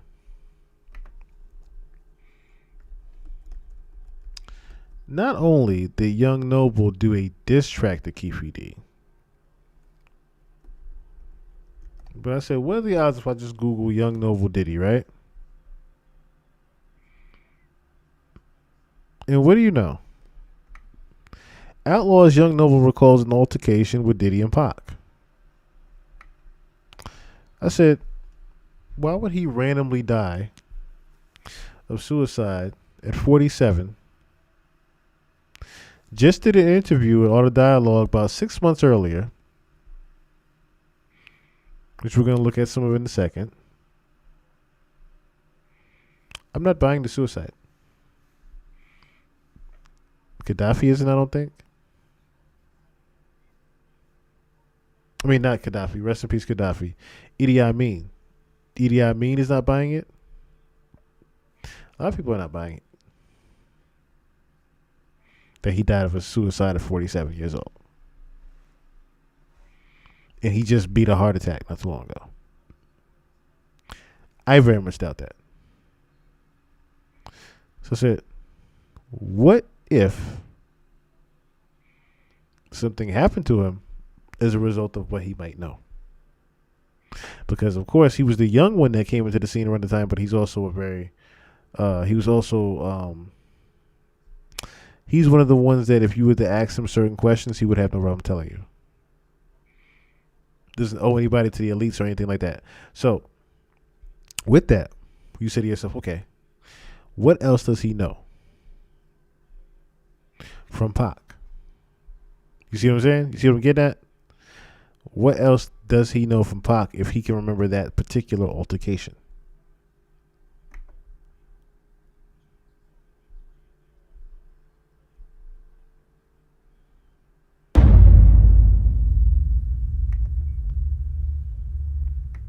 Y'all had a run-in with Mobb Deep and Chino XL, right? Mobb Deep and Chino XL. Well, I remember Mobb Deep, we ran into them in Arizona, I think. We had a concert in Arizona, and we was booked on the same show. And we pulled up to the concert, and we was back in the back of the venue, the back way entrance, and it's like we got out the cars at the same time. And we walked up to each other, and it was a mutual respect, man. You know, that's all I could say. It was, you know, they looked at us, and you know, we looked at them, and it was a mutual respect, and we start talking. It's on film. We had put it on our Outlaws Worldwide DVD that we had dropped, and I don't know, it was just a natural thing where it was just like, enough's enough, you know? Pac dead, Biggie dead, like, what we about to do, you know? So we saw Mobb Deep, it was a mutual respect, and that's what it was. We were staying in the same hotel and shit, and you know, it was what it was. And then Chino XL, we ran into him at a club somewhere. I remember he just walked up to us, and he basically started apologizing for, you know, the line, whatever he said that, you know, got Pac on the other side of him, you know. He apologized, and he was like, yo, it's nothing but love, you know what I mean? I remember chopping up with him like, you know, you from Jersey, you know what I mean? I'm from Jersey, whatever it was. And my first time ever meeting Chino, the crazy part is, I'm talking about like immediately after that, maybe like 2 months after that, right? We staying at the Oakwood Apartments. We had a spot over there. in Toluca Lake. You know, this was like one of the first spots Pac had got us, but later on we wound up going back there too. We just liked it over there, just have a little spot over there. And we coming down the hallway one day and we see Chino walking with his girl. We're like, yo, what's up? My second time seeing him.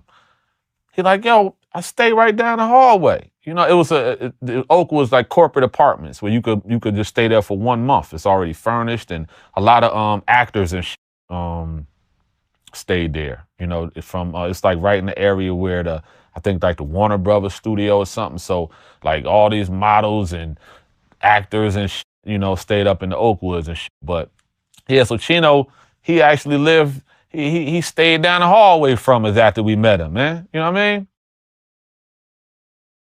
Yep. So we used to see him and him and his girl and his kid, and they stayed in the apartment like 3 doors down from us, man. This was like probably 2 months after we met him, so it was a good thing we met him that night. And he was a genuine dude, man. He was cool as you know. So, you know, that's what it be. It's like, you know, if it ain't no problem, it ain't no fucking problem. They just want you to have a problem. Like, man, that's silly, man.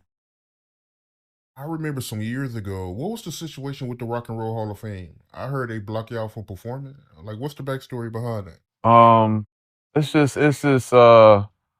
It's things we've been experiencing our whole career, man. People trying to, what's the word for it? I don't know. I know Tretch.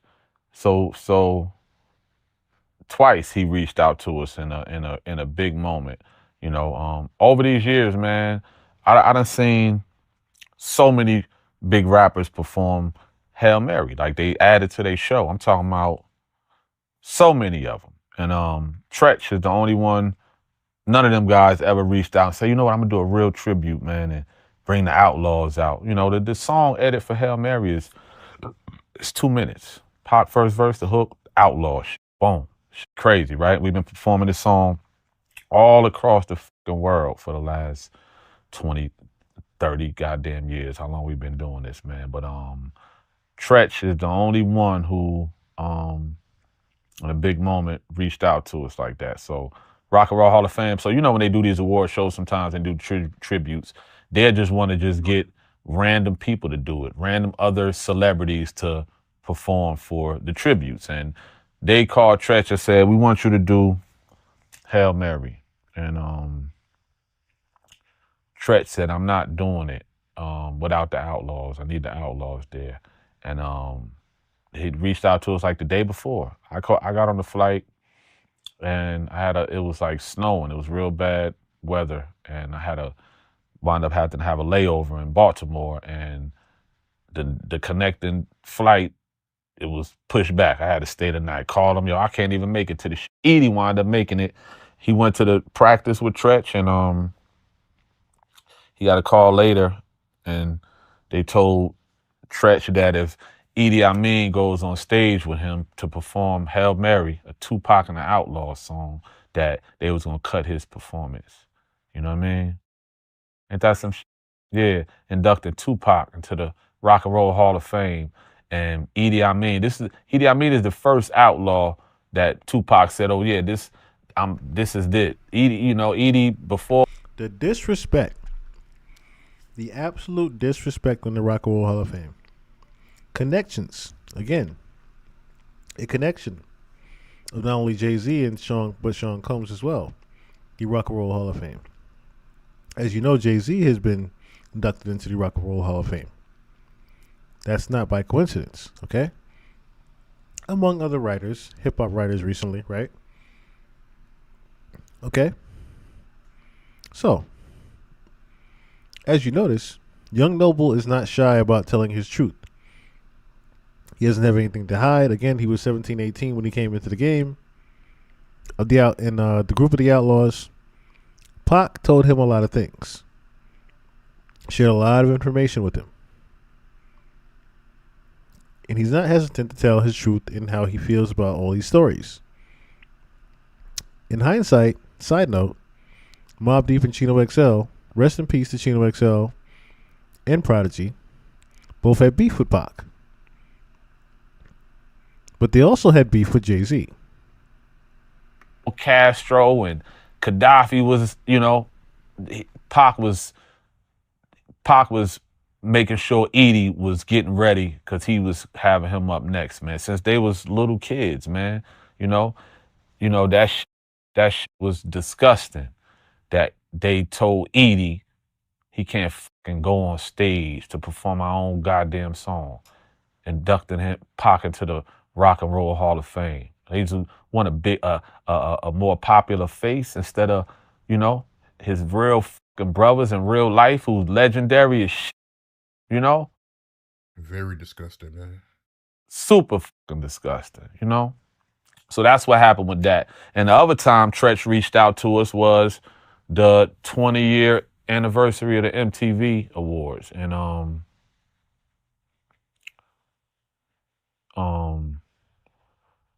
our manager at the time, Steve Lobel, called us and he was like, yo, Naughty wants y'all.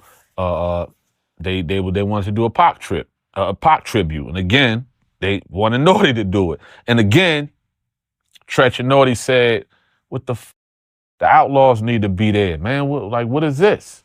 He reached out, they want to do Salt and Pepper on stage, Run DMC, Busta Rhymes, Salt and Pepper, Run DMC, Busta Rhymes, Naughty by Nature, and they said P. Diddy was going to be on stage. Steve Lobel had a, big sit down with us. We had just released the album. Pac dead, Biggie dead, Gaddafi dead, all this shit. And he was like, he convinced us, like, I love y'all. Y'all good niggas, real niggas, humble niggas, family guys. Y'all deserve to be on big fucking platforms, man. Y'all the Outlaws. Like, he basically begged us, go participate in this shit. It's the MTV 20-year anniversary. All these legends on stage. Y'all gonna honor Pac. This ain't about P. Diddy being on the other side of the fucking stage. It's about y'all honoring y'all brother, man. And he was right, And we get there, and this is, like I said, it was Tretch who actually, reached out for us to do this. And we was like, you know what? Yeah, let's do it, man. Like, fuck all that other shit. Like, we not savages. We not fucking animals. Like, yeah, we could, for if it's gonna make a bunch of motherfuckers watching us save a few lives or, whatever, inspire some motherfuckers, yes, let's do it. We all agreed we was gonna do it. And that was the only thing that was fucked up to me, because we promised Tretch and them that, we was going to show up and do this and honor Pac, and it didn't happen. Moo was drinking, and we on stage. It was a practice early, mind you, earlier Puffy, he was walking around. He wanted to talk to us, but we didn't want to talk to him. He wound up talking to Big Psych though. So Big Psych from Thug Life was with us, and him and Puffy probably was around each other in the early days when Pac was around them dudes. You know what I'm saying? And so Puffy walked up to Big Psych and they stepped to the side and they had a conversation. But we ain't had nothing to say. We didn't want to talk to that nigga. You know what I'm saying? And so he was doing his part, and then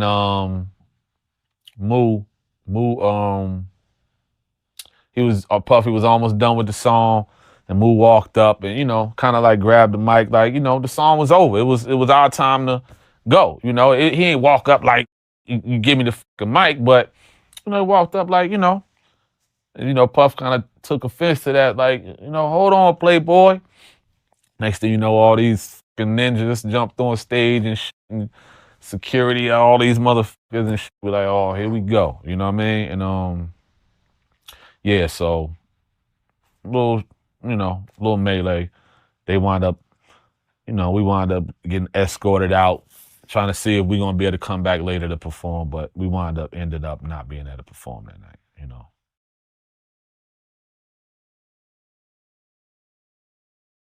as you heard, who got that shut down.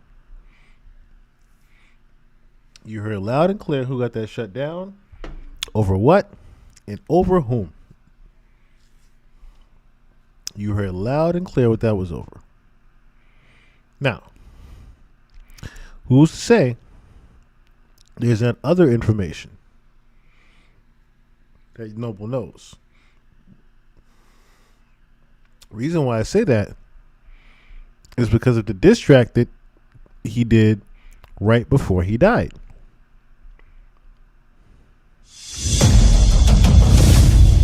Where he disses Keefy D.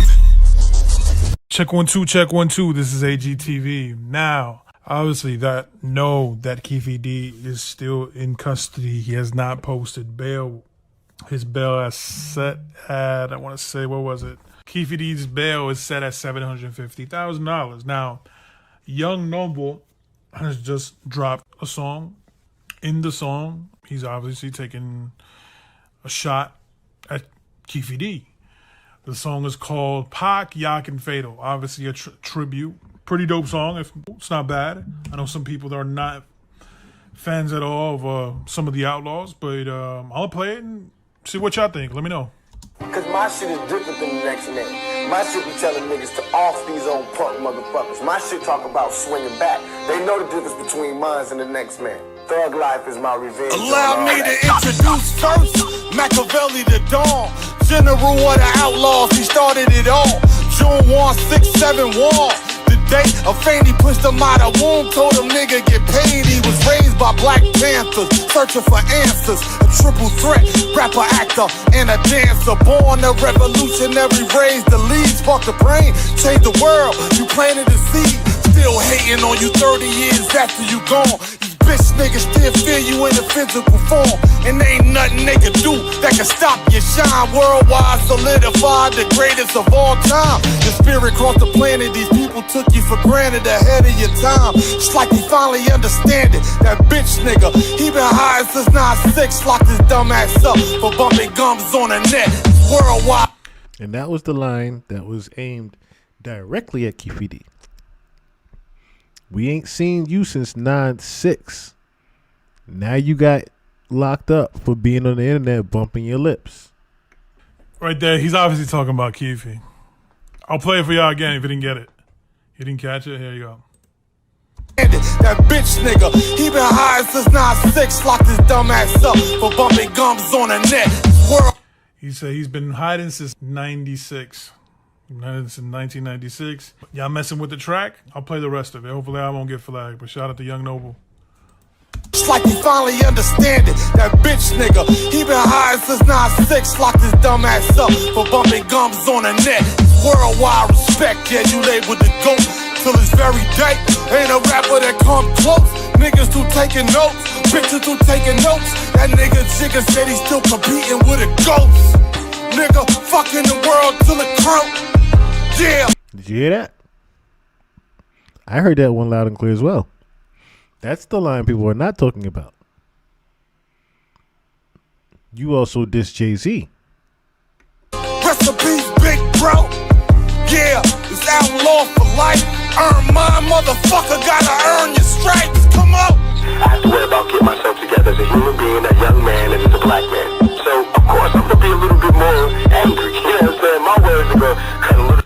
I'm rocking with the check. I'm feeling it, honestly. Young Noble seems like a good dude. I know he had a health scare some time ago. Hope he's good now. October 9th, 1977, first day out. This baby carries married, his Mac 11. Hit the block plaguing. Yafeyu Fula, a.k.a. Young Hollywood, a.k.a. Yaki Gajaf. My nigga was live. We go back since Hillside Elementary. Really been going for a quarter of a century. 20-something years and we still shedding tears. Good die young, the pain too much to bear. We came up in a clear NEW jerseys, reppin' the 4th Ward. We was young outlaws, yeah. Young and reckless, hard-headed, rebellious. Spirit of a panther, streets is cancer. I pray your mom Dukes find peace in the soul. I could never be a crow for uplifting my bros. Lord knows I've been lifting them high this whole time. I did it for the love, never did it for a dime. From the cradle to the grave, outlaw for life. Y'all, this ain't no sad song, I'm celebrating your life. Noble definitely went off on this one. I never heard him, just like this gritty on a track before. Like his voice is grittier. Like, I fuck with it. He went off. He definitely went off. He came from the heart with this one. Yeah, and of course when he says Yak and Fatal, he's talking about rest in peace to Fatal, rest in peace to Gaddafi. That's Yak. But yeah, interesting bars the way you diss Keefe D, but then you also diss Jay-Z in the same rap. I was like, and then you die 6 months later of a suicide. So myself, what else did he know? What else did you know, Young Noble? Rest in peace to you. Rest in peace to you. I say it bothered me. It bothered me with that information. Like, oh, you mentioned the altercation with Diddy, with Pac, and then you over Pac, I should say, not with Pac, but you mentioned an altercation that happened that pretty much got you, that pretty much blew a whistle on his connections with the Rock and Roll Hall of Fame, right? Then you diss Jay-Z, saying that in reference to Pac, that Jay-Z has these lines saying that he's battling ghosts. He's saying you've been battling Pac this whole time, pretty much, right? Like I said, those two things stood out the most to me.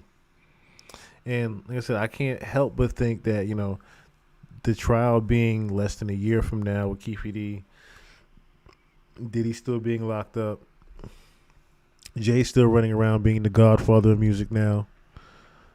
What is it to stop something from happening to Young Noble?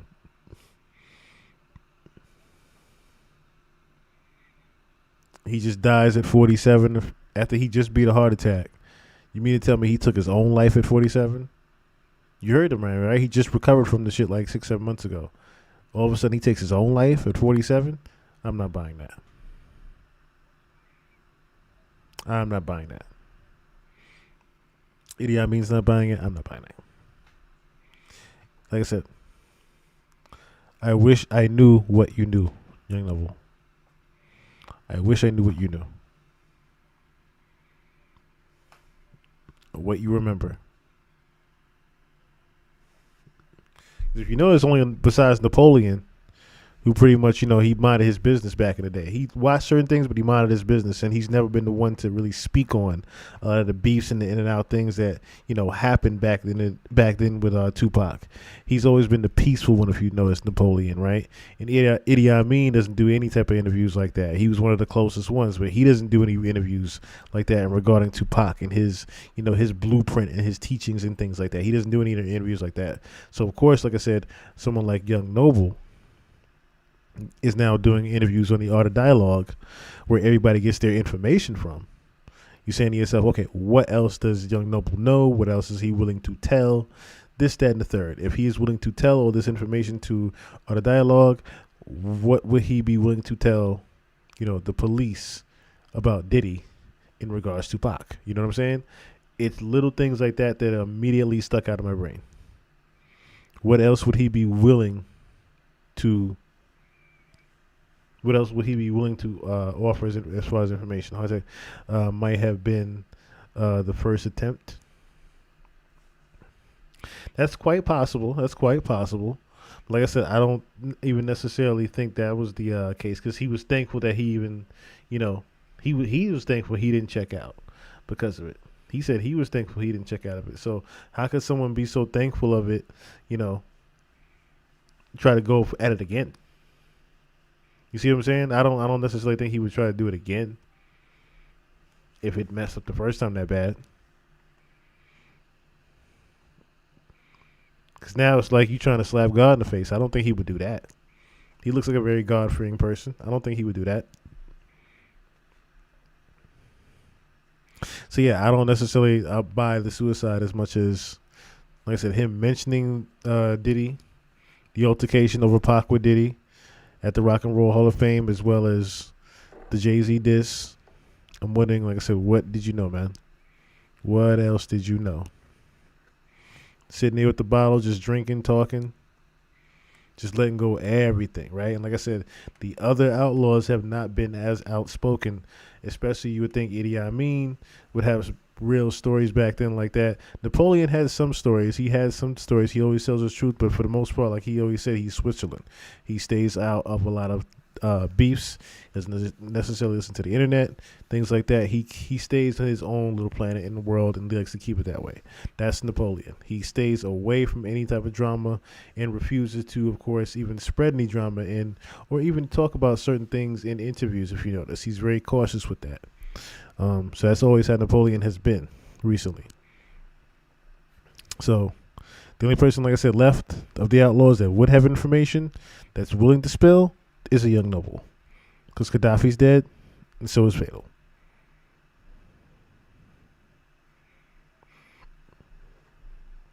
Unfortunately, like I said, rest in peace to young noble.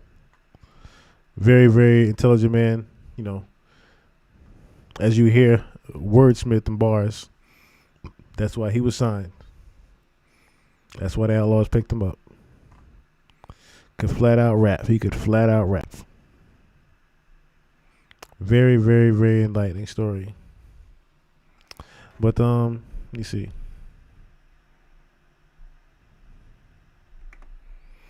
I guess now we can do what you might have all been waiting for, but not necessarily. A certain somebody decided to do a promo for their upcoming album, and we're gonna skim through his little live stream.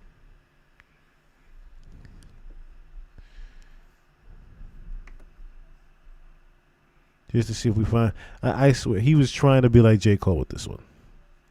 In my opinion, he was pulling a J. Cole with this one. So, I want to say about 2 days ago, Drake did a live stream. I guess he's gonna do multiple ones leading up to the Iceman. So he's doing these live stream promos now for it by himself. I guess that's what he was trying to do with Kai Cenat, but ended up just doing it himself. And promo leading up to the actual album. Just move it along here. Like I said, a lot of this is just shots of this. Him in some warehouse or some garage. As you can see, the looks like an ice maker machine. Different loads of water bottles and ice. This is just scenery, right? And like I said, different minutes at a time. It's just silence at a time, and you're just seeing different things that's around. See wires and ropes hanging.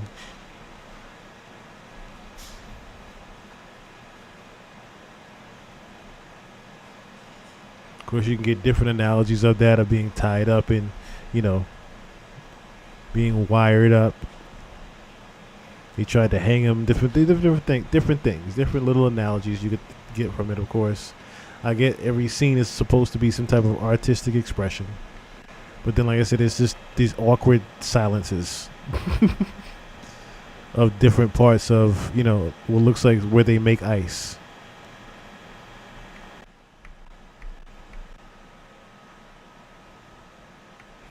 See a jacket or somewhere back there. And then you have these big ass blocks of ice. And there's Drake.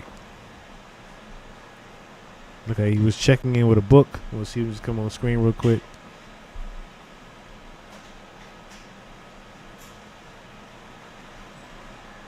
Grabs the clipboard.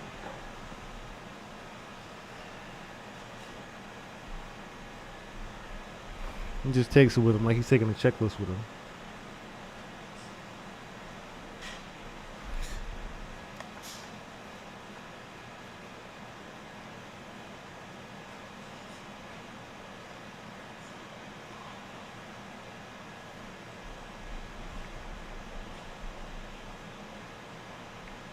Listen, I can't stand these little awkward moments of silence he was doing.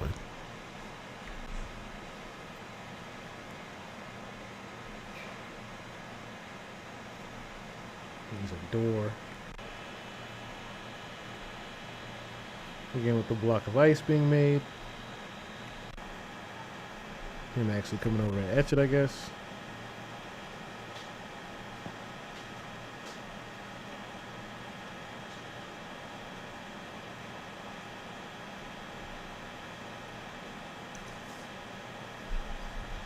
I love ice and my ice maker is broken.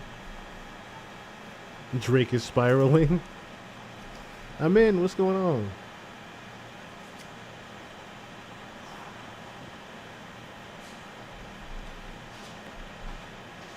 Oh, you meant they might have tried to kill Young Noble before. Okay, I see what you're saying now.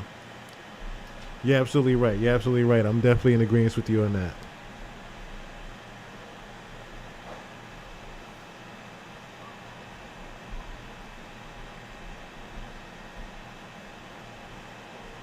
Listen, he just tried to be very J. Cole-ish here. And I wish he would have played some type of beat or something in between. It's just these awkward moments of silence.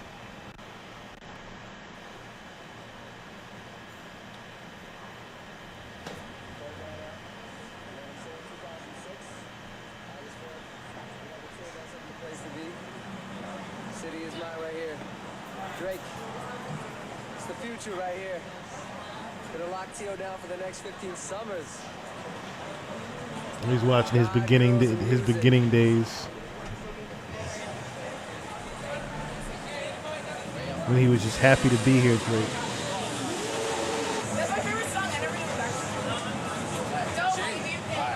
City is his. City is yours. Now, I noticed while he played this, "The City Is Mine." Of course, that was the shot back at Toronto for screaming, "They not like us," during the Kendrick performance. Pretty much saying that his city pretty much disowned him. If you think about it, he was kicked out of his city. I remember before I said that I think Belly is the one that ran him out the city, because Belly is the main tie to The Weeknd and OVO XO and that gang over there, right? So if you think about it, yeah, Toronto did kind of turn their back on Drake. So it's only right that he would make a reference to that, talking about his record that was booming throughout the city at one point when he was just happy to be here, Drake. He was unsigned. There was no Young Money. It was just him being a young celebrity in the city of Toronto in his own little world. Nobody knew him. But the record "City Is Mine" started to move.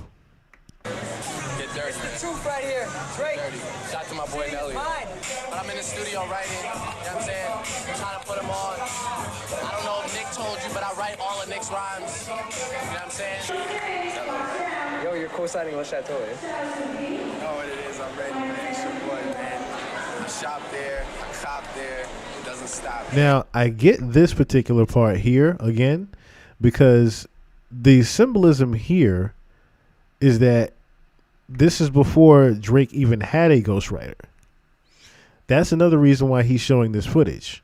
This is before Drake had actual ghostwriters.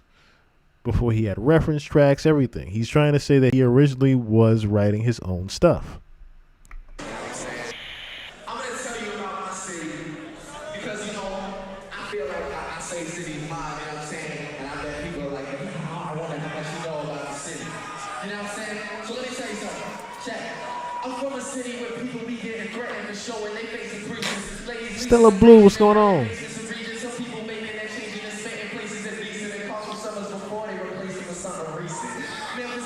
Good point there. Very good point there, Stella Blue, about the negative frequency being underneath those silences. Fresh out the wheelchair. Fresh out the wheelchair.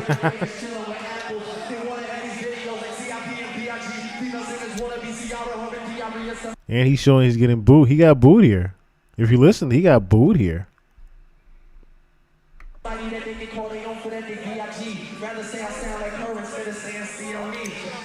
I get it. He's trying to say I've been booed before. I've been the guy they didn't care about. I've been booed before. If you look at the corner on the left, he's watching an actual channel of himself, right? It says "I history," like Iceman history. Just say that I'm busy repping my city, yo. Yeah, I had a thing with that girl from my old video. Yeah, I went to Metro and actually party with video. No, I can't explain why these artists are sending videos. Same time, shot the chaos, Socrates and Moriarty. Boy, wonder entry to D10, you know for sure we party. Julie Black, private bounce listeners with a Thule strap. Stage dudes who frequently visit but never knew we rap.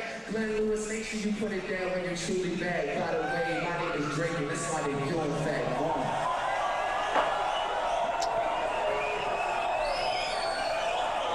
So, message was, they always boo you in the beginning because they don't understand you. But then at the end, they started cheering because he finished.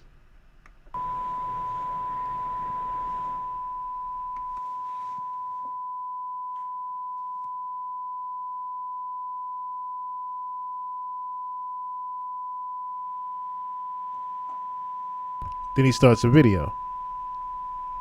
Very clever. I don't give a fuck if you love me. I don't give a fuck if you like me. Asking me how did it feel. Can't say it didn't surprise me. Last time I looked to my right, you niggas was standing beside me. How can some people I love hang around pussies who try me? Let's go. What did I miss?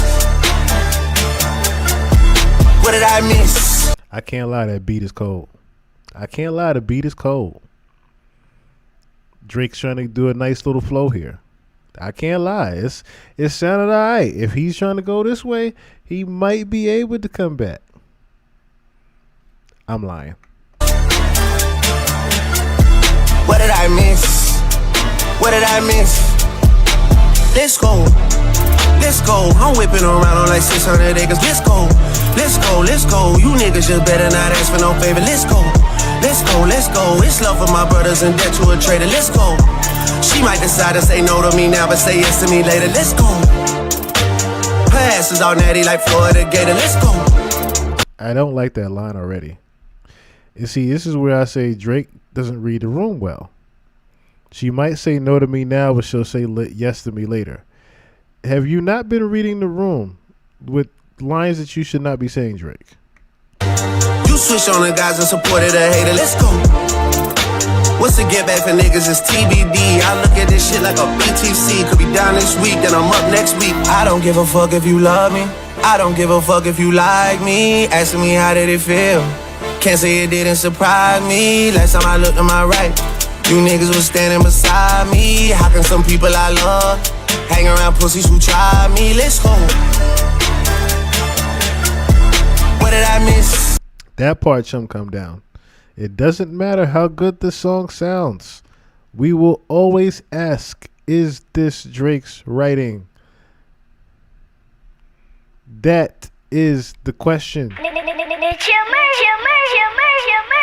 Did you write this, Drake? Of course you'll say yes, but we know. A bullshit. A bullshit. A bullshit. A bullshit. We know you did not. That is the problem. Whenever we listen to your shit, you can literally hear when it's not Drake. He can't read the room. Too many writers. Exactly. That's what I'm saying. It's certain lines he should know he should be avoiding. You have been linked to being a pedophile. A rapist. A rapist, as they should say. You should not be talking about she says no to me now, later she'll say yes to me. I don't know if Drake is Drake. He doesn't really have anyone to bite off of probably these days. What did I miss? What did I miss? What did I miss? Let's go. Hey, let's go, let's go.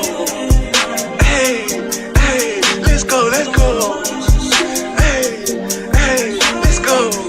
And that's the main problem that I have with this. I would be able to bop to this.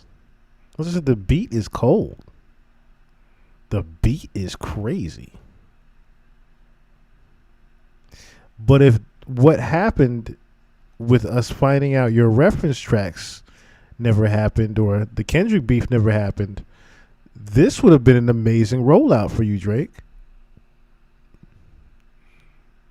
It's just the fact that we know too much now.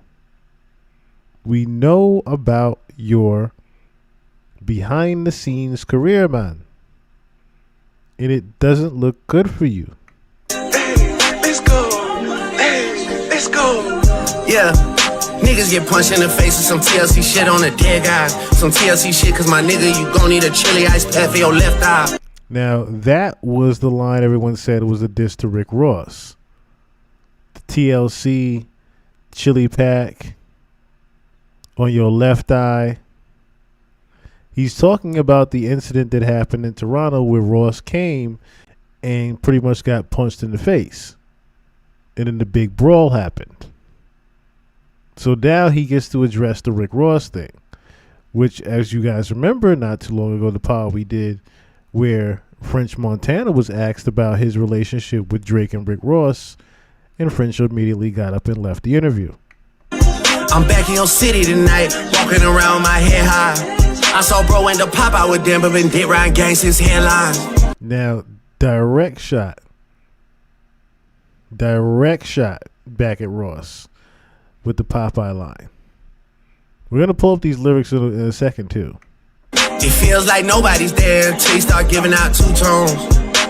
And nobody cares until they're in front of your tombstone. Y'all been on that type of timing for too long. Iceman, Tiffany, Bluestones. I done made plenty shit right out of two wrong shit. Let's go. Let's go. Let's go. Let's go. Hey, yeah. Let's go. Let's go. Yeah. Yeah. Let's go. Yeah. Let's go. Let's go. What did I miss? When I was looking at y'all and cooking with y'all and giving out verses and bookings to y'all, making sure eyes were hit, man. What did I miss? When you was all in my crib, looking at hoes, word for word at all of the shows. You always felt like this, man. What did I miss?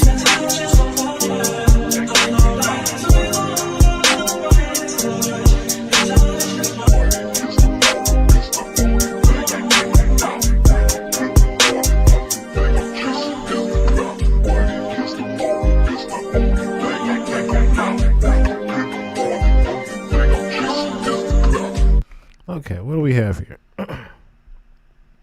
Looks like drinks, cocktail ice, product and description. You got Colin Spears, 2 square cubes, RG 2.5.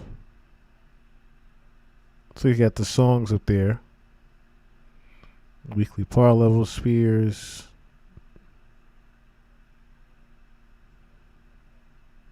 Yeah, Spears, 2D. Yeah, those are songs. Those are songs.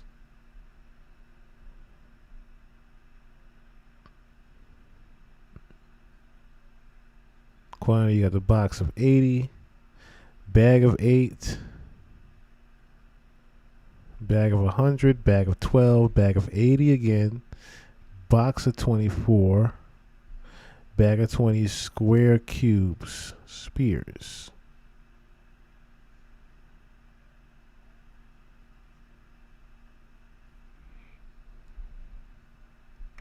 Just reading the different things that are on here.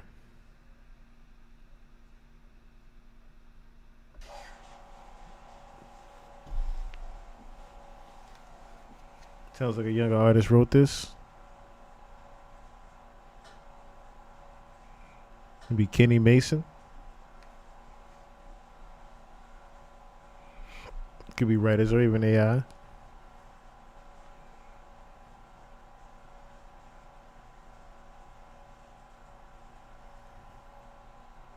Yes, Stella Blue. I know what you mean. The weird, awkward silences could have negative frequency in them. You're just walking through the warehouse again.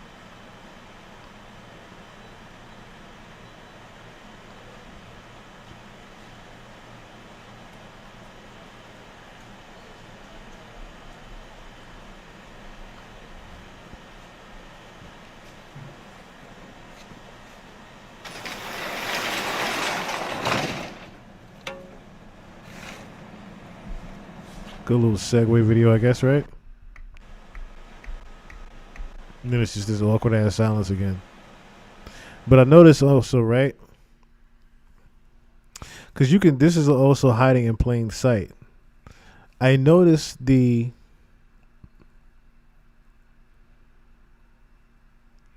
what did I miss? Almost looks like and it's blurry, right?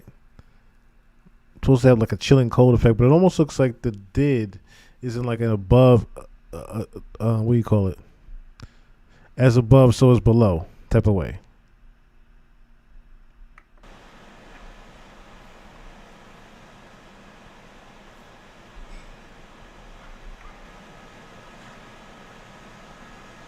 He's got to make the ice alone.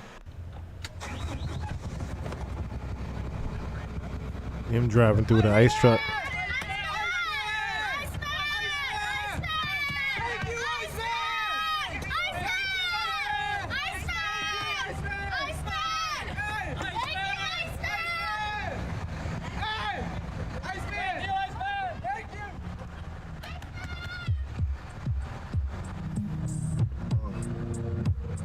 Yeah.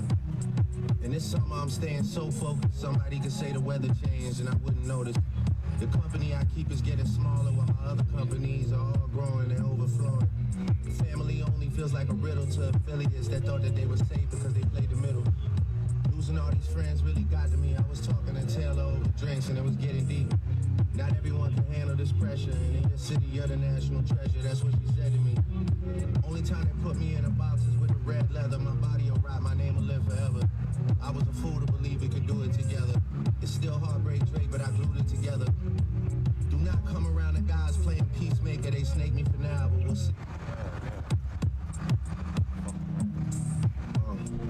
Okay, so he pretty much cut it off because he was about to get into the diss lines. I noticed that he cut it off right as he was about to get into the diss lines about the people that snaked him and things like that. I noticed he cut it off there. Listen to it. Listen how he abruptly cuts it off. So that whole first verse, that whole first 8-bar segment was about Toronto and how he felt that Toronto pretty much let him down. Do not come around the guys playing peacemaker. They snake me for now, but we'll see. See, he cuts it off.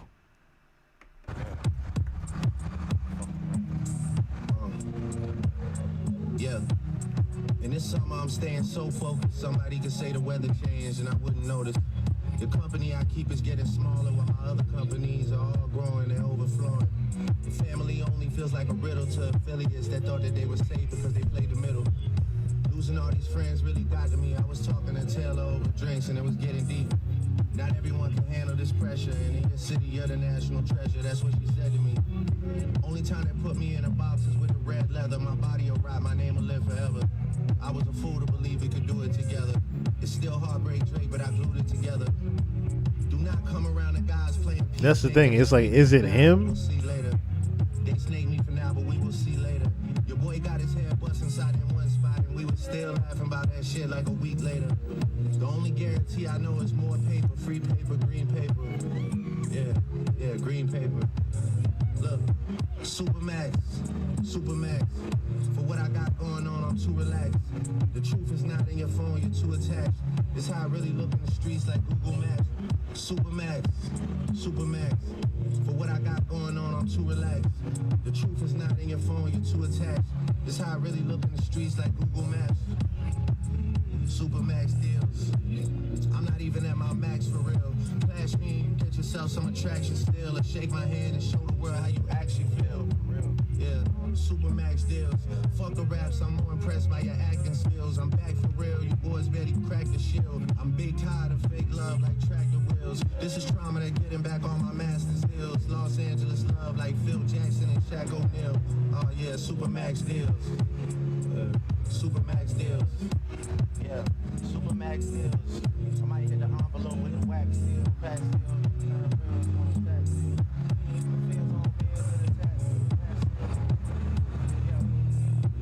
He's got some cold beats on this album. I will say that he has some cold beats on the album.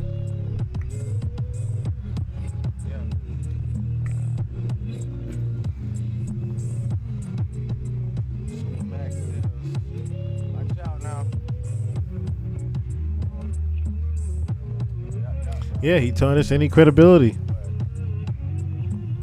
by people finding out the reference tracks.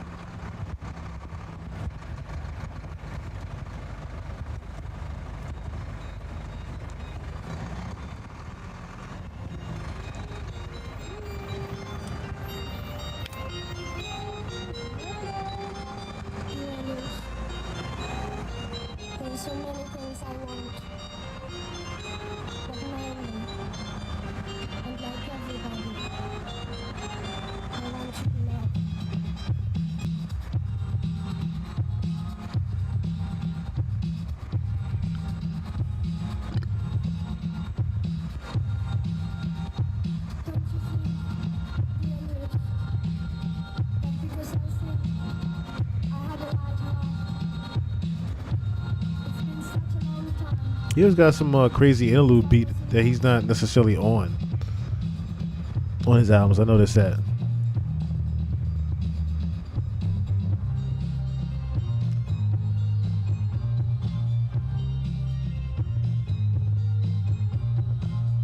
But I get the retro style he's going for too, considering Iceman in the comic book.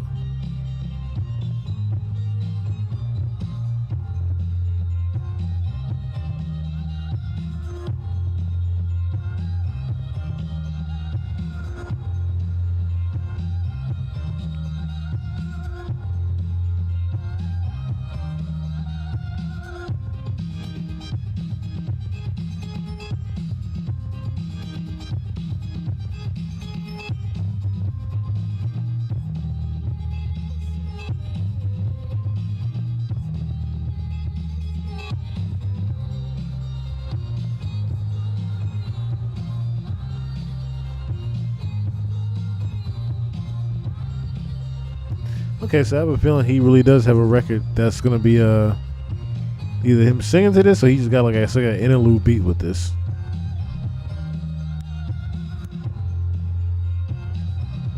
Definitely late night vibes. Definitely late night vibes.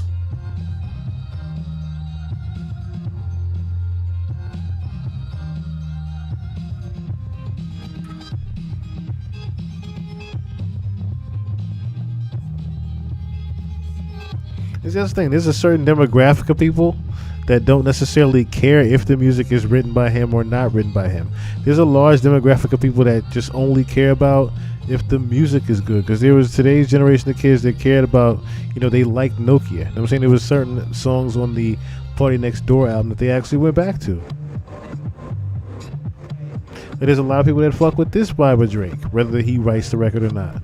People love this Drake. They love Caribbean Drake.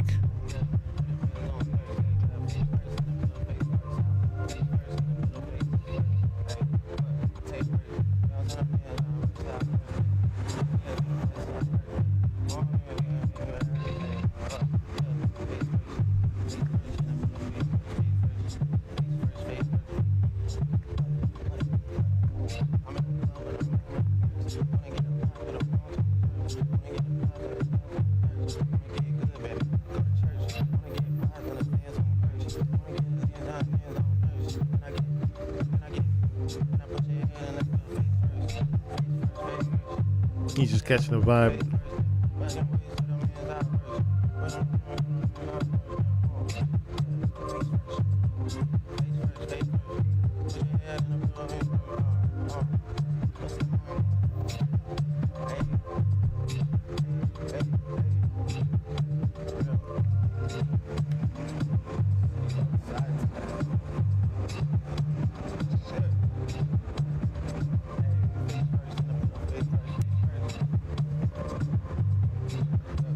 He just riding through the city doing his own little promo thing.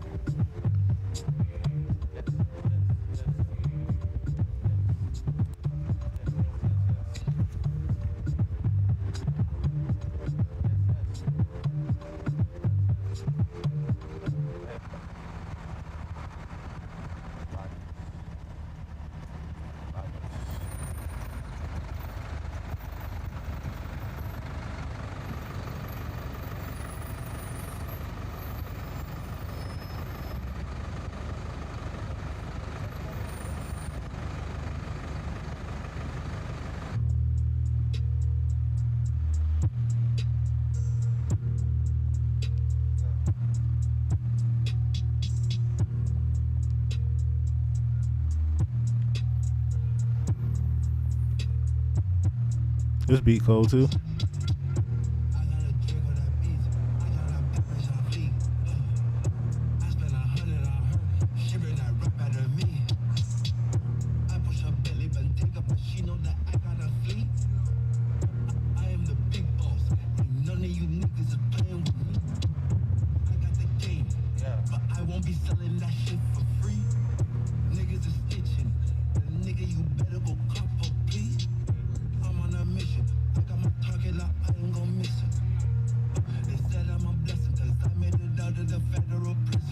Now, if I hear somebody else using this flow, Drake, I'm gonna know.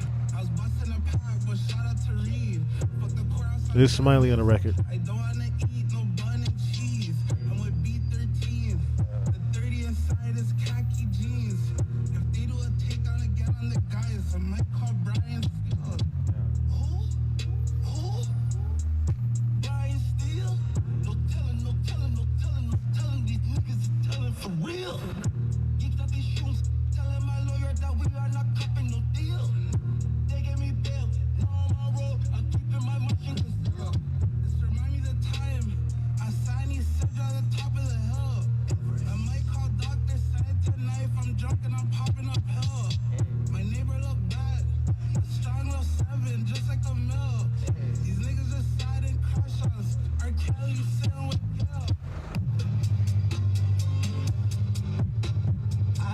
Fuck if you love me, I don't give a fuck if you like me. Asking me how did it feel?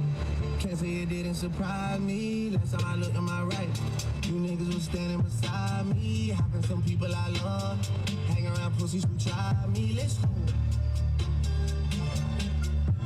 What did I miss?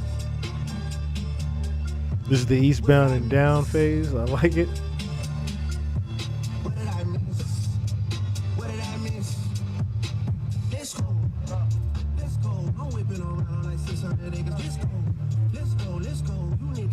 Lincoln Bobel, what's going on?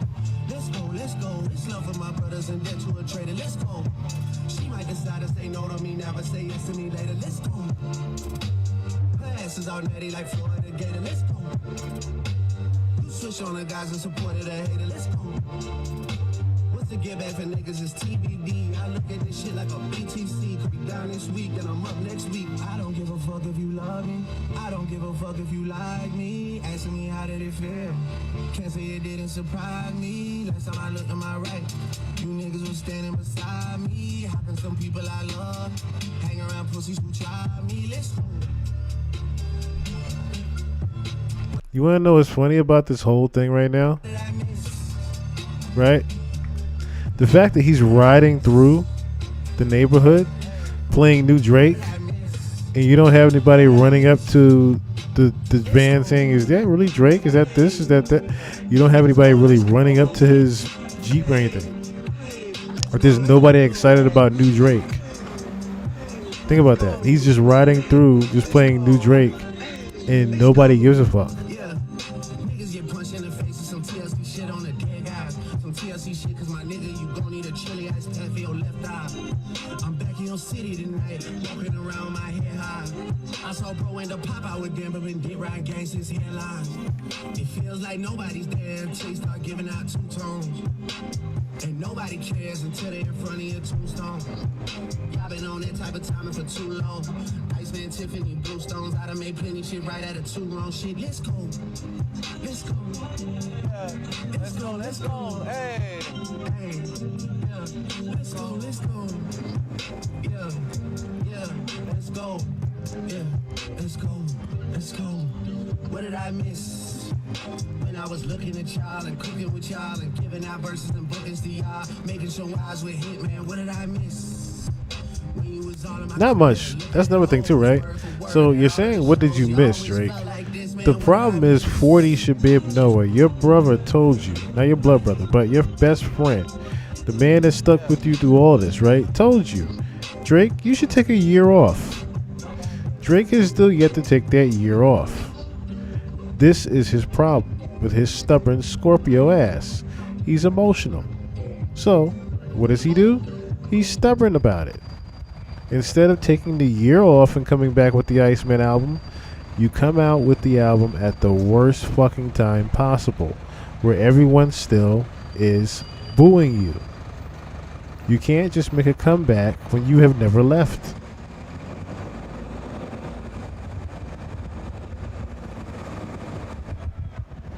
Yes, sir. Don't say a word. Don't say a word, brother.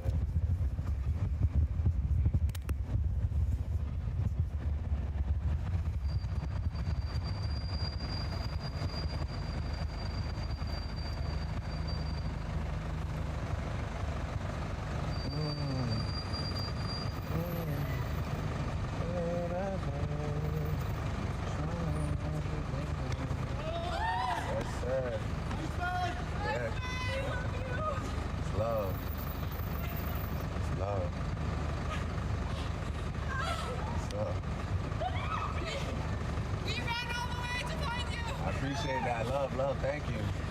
Oh, somebody finally ran to the G. Good night.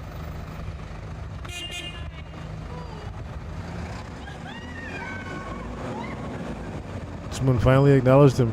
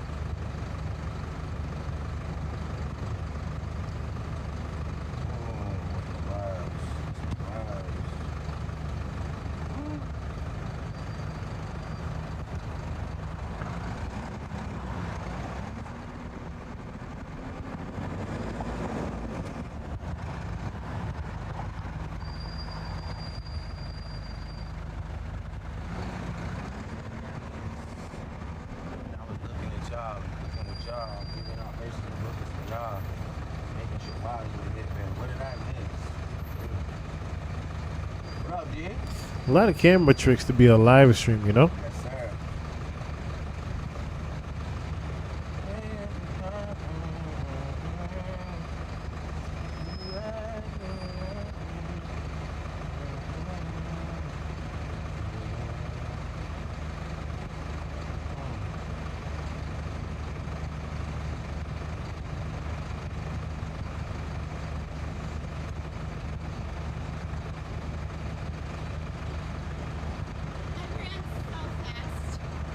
ran so fast, you said? I appreciate it. It's love. Don't say a word, my sister. Don't say a word, my sister. Don't say a word. I'm really not getting the purpose of this promo at all. Well, we're in the live stream culture, so he's trying to, of course, relate to doing the live stream. Yeah, so he's pretty much trying to relate to the new millennials that look at nothing but live streams. Also, Easter egg, Drake always said his music is meant for driving at nighttime. So that's another reason why he's doing this in particular. He's just driving around all night playing the music because he always said he made music for driving around at nighttime.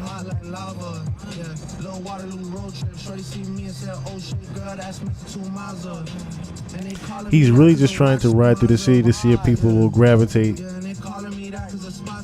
the new music. And it's not so many people gravitating toward the new music as much as they're just excited to possibly see him if they recognize him.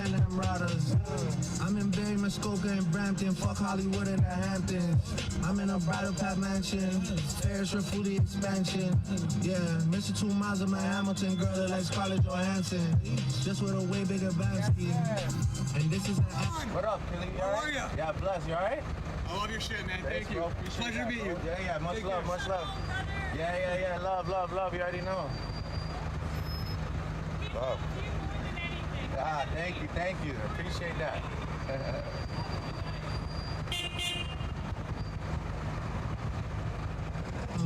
Yeah, Miss Tumaza. And they calling me that cause the chain of my girls is looking Tumaza. Little garden girl straight from the hood. She got a little condo with Saga. Little Munchau trips with the gang. We had to rent a little Mazda. Georgia Montesi is Mazda. Disclosure at 6 in Mazzi. They sleep out straight like a Zani. I can't stand Smiley's voice or rapping.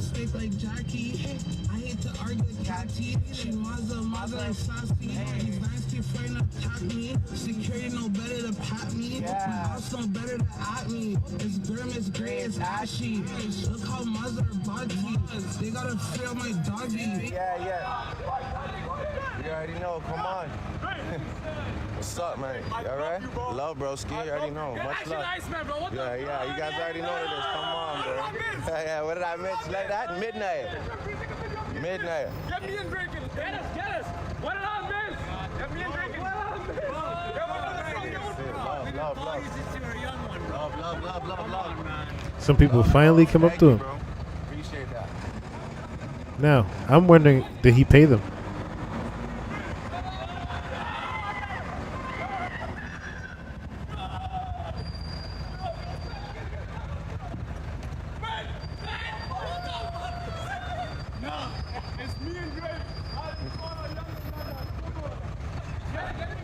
Iceman shit. You're making the cookie stretch. You already know. Come on, bro. Come on, bro. You already know. We're live. We're live. Come on, bro. You guys know. Don't say a word. Don't get run over, brother. What's up, love? You alright? What's up? What's good? That's the most people have ramped to him all night. Love. Very icy. What's up, love? How are you? What's up?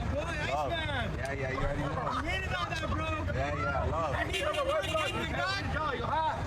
Yeah, love. Love. Yeah, outside. You know what I'm on.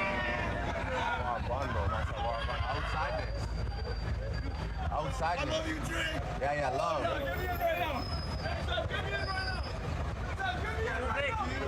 Love. What's up, man? Alright?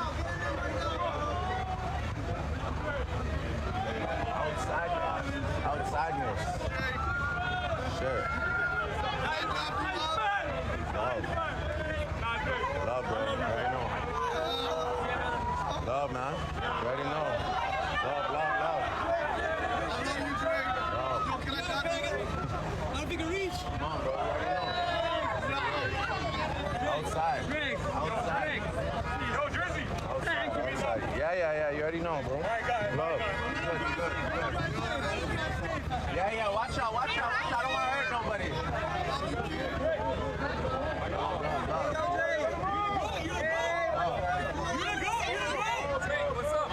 What's up, big dog? You alright?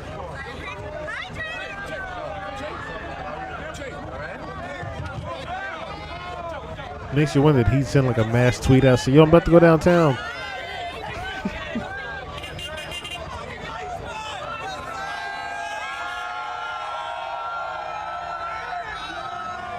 You see everybody cheering Iceman as he beeped. Like, really?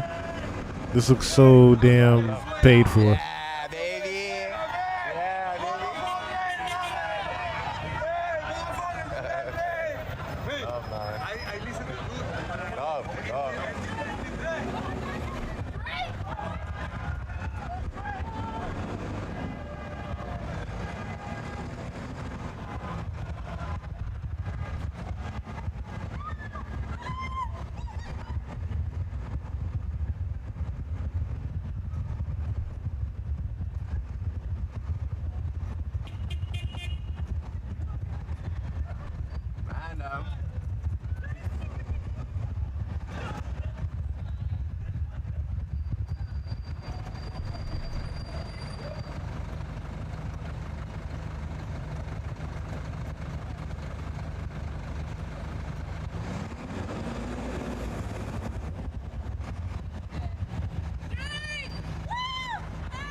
What's up?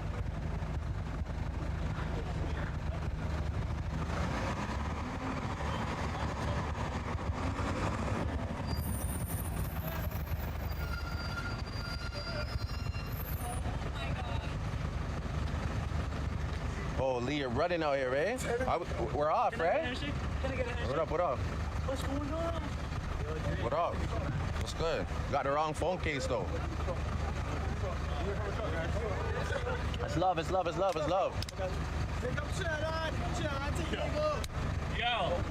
what's good, man? I just want to say what up. My name is Michael Navoli. You're a dope ass rapper. Thank you, bro. We're good. Huh? Yeah. Huh? They're starting to show him some type of love now. I think we're off. I don't know. Love. That's I miss you too. Yeah, big up. Yeah, don't know. Yeah, of course. Yeah, man, trust me. Yeah, yes, bro.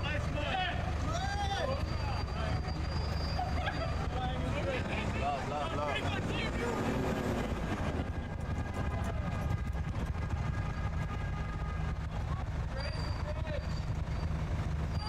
So where? So what then? So what then, big dog? Don't look away now, pussy. Don't look away now. So this is the part where he was about to end the live stream because this happened for real. Fold that up right now. Don't.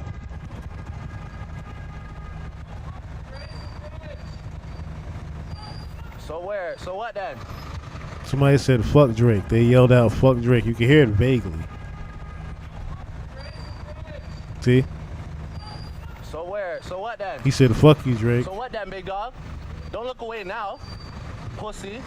Don't look away now. Don't look away now. Don't get shy now. We'll fold that up right now. Nerd. Stop it. Stop it, man. Yeah, yeah. Blessings. Blessings. Big up yourself.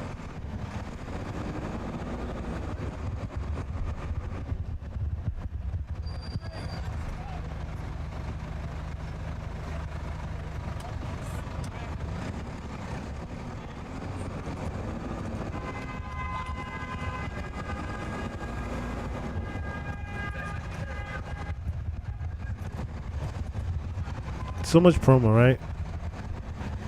Near at the buildings, of course.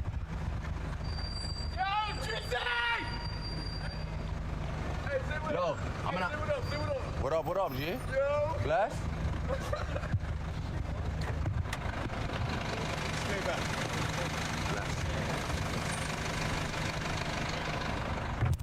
Stay back.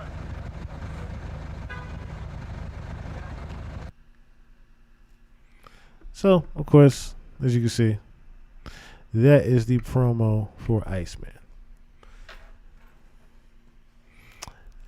Like I said before, I don't know whether it's Drake or not, so it's hard to say what is hot or not. The beats sound great. The production sounds great.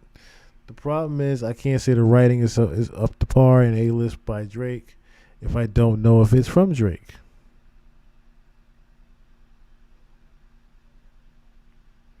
Was it streamed on his site? I believe it was. I don't know where it was streamed from. I just know this video popped up on YouTube like a day or so ago after the actual clip had happened where he was heckled and the guy said, fuck you, Drake. And he, of course, responded the way you saw just now. That's the only thing I saw. That was my only information on it. That's the thing, right? Yeah, love is love. It's not all love right now, Drake. You just doing this in your city right now to see if they still love you, because your pride was hurt that Not Like Us was being sung. It still bothers you. It still bothers you. Let me see here. But that's just my whole take on the Iceman thing. Like I said, Drake, if you're going to make a comeback, you know, I get you want to make a comeback right now, but at the same time, 40 told you to take a year off. You should have done that. I don't think it was in your best interest to do this. Not at this time, anyway. Not at this time, in my opinion. Because, like I said, at the end of the day, people still have the allegations to deal with you. People still have, and that's the pedophile allegations or whatever you want to call it. It's the women, the young women, you know, the pattern of fucking everybody's bitch. You know what I'm saying? On a personal level to some of your friends, you getting too big for your britches as far as the label ownership and things like that. And that's in regards to you getting record stopped and putting cease and desist on people like French Montana. It's, you know, your whole behind the scenes will, what the dog mask actually represents. It represents to the Mark Hotel and the parties that you've had. You've had your own little freakos or freak-offs there. You've had we're not going to talk about the handicap mentioned. The handicapped gentleman, we're not going to talk about him. But just the different things that you're involved in behind the scenes. Your dad having after parties that you know, are aware of course. Your dad having after parties and saying that it's going to be a Drake after party, Drake Spears. You get there, some weird Laura Croft Tomb Raider butler standing there and following you around the whole house, even outside. It's just him, just the dad, Dennis, and the creepy butler. That's it. Nobody there, no party, no nothing. You're inviting these young girls there, misleading them, being a creepazoid. And the butler just follows them around. Again, like the Tomb Raider and Lara Croft butler. Just follows them around even outside. Down the block and shit, right? It's little shit like that you're involved in. It's little dumb shit like that you're involved in. Among many other things. The shell corporations that you have. That people say are usually used for illegal activity that you can't monitor. You have umpteen shell corporations. It's bad out here for you, man. It's bad out here. I don't know if you noticed. Read the room. It's not necessarily a good thing you're out here. It's not. But as I said before, that is a promo for Ice, man. Record sound okay. Just wish I could actually like it in a way, you know. Just wish I could actually like it. So, we are pushing the 3.5 mark. And there's about 2:40 on my side. I will be back on Monday. I am getting sleepy. What's going on? What's going on? We're about to get up out of here for the evening. This is why sometimes I do try to start it off late, because I know there's a lot of people that do come in, you know, on the later end of things. So I tended, like, there's times with Tamiko's show. God bless my sister Tamiko's show. There's times Tamiko's show pops in, and I'm like, oh man, you just popped in when we just ended. Or Kim Crawford will pop in late. Certain people will pop in late, and I'll be like, oh damn, I wish I could stay on, but I'm drained already. BBL, Drizzy, Drake, even dissing J Fold. That's a funny J Fold. At the Garbage Iceman song. Yeah, he definitely dissed Cole, as well as I should have mentioned the Cole line. The lyrics I did pull up too. I guess I'll go over it next time, because we're gonna definitely hear about different things that's going on with it. And the rollout to Iceman. So we'll definitely revisit these lines again, I'm sure. But we did catch the Rick Ross bar. We call it the obvious Kendrick bars, of course. I said the main bar that stuck out, of course, was the Ross one. But yeah, that's really all I got for you guys tonight. Remember, pay attention to the signs of the death of America. It is definitely upon us. As you see here, Miss Beyonce is trying to tell you guys something. With the missile, it's not necessarily an arrow aimed at the stage, as much as this looks like a missile aimed at the crowd with the bride of death and the American flag behind it. And don't forget the triangle, the Freemason arc right here. The Freemason arc right to the left.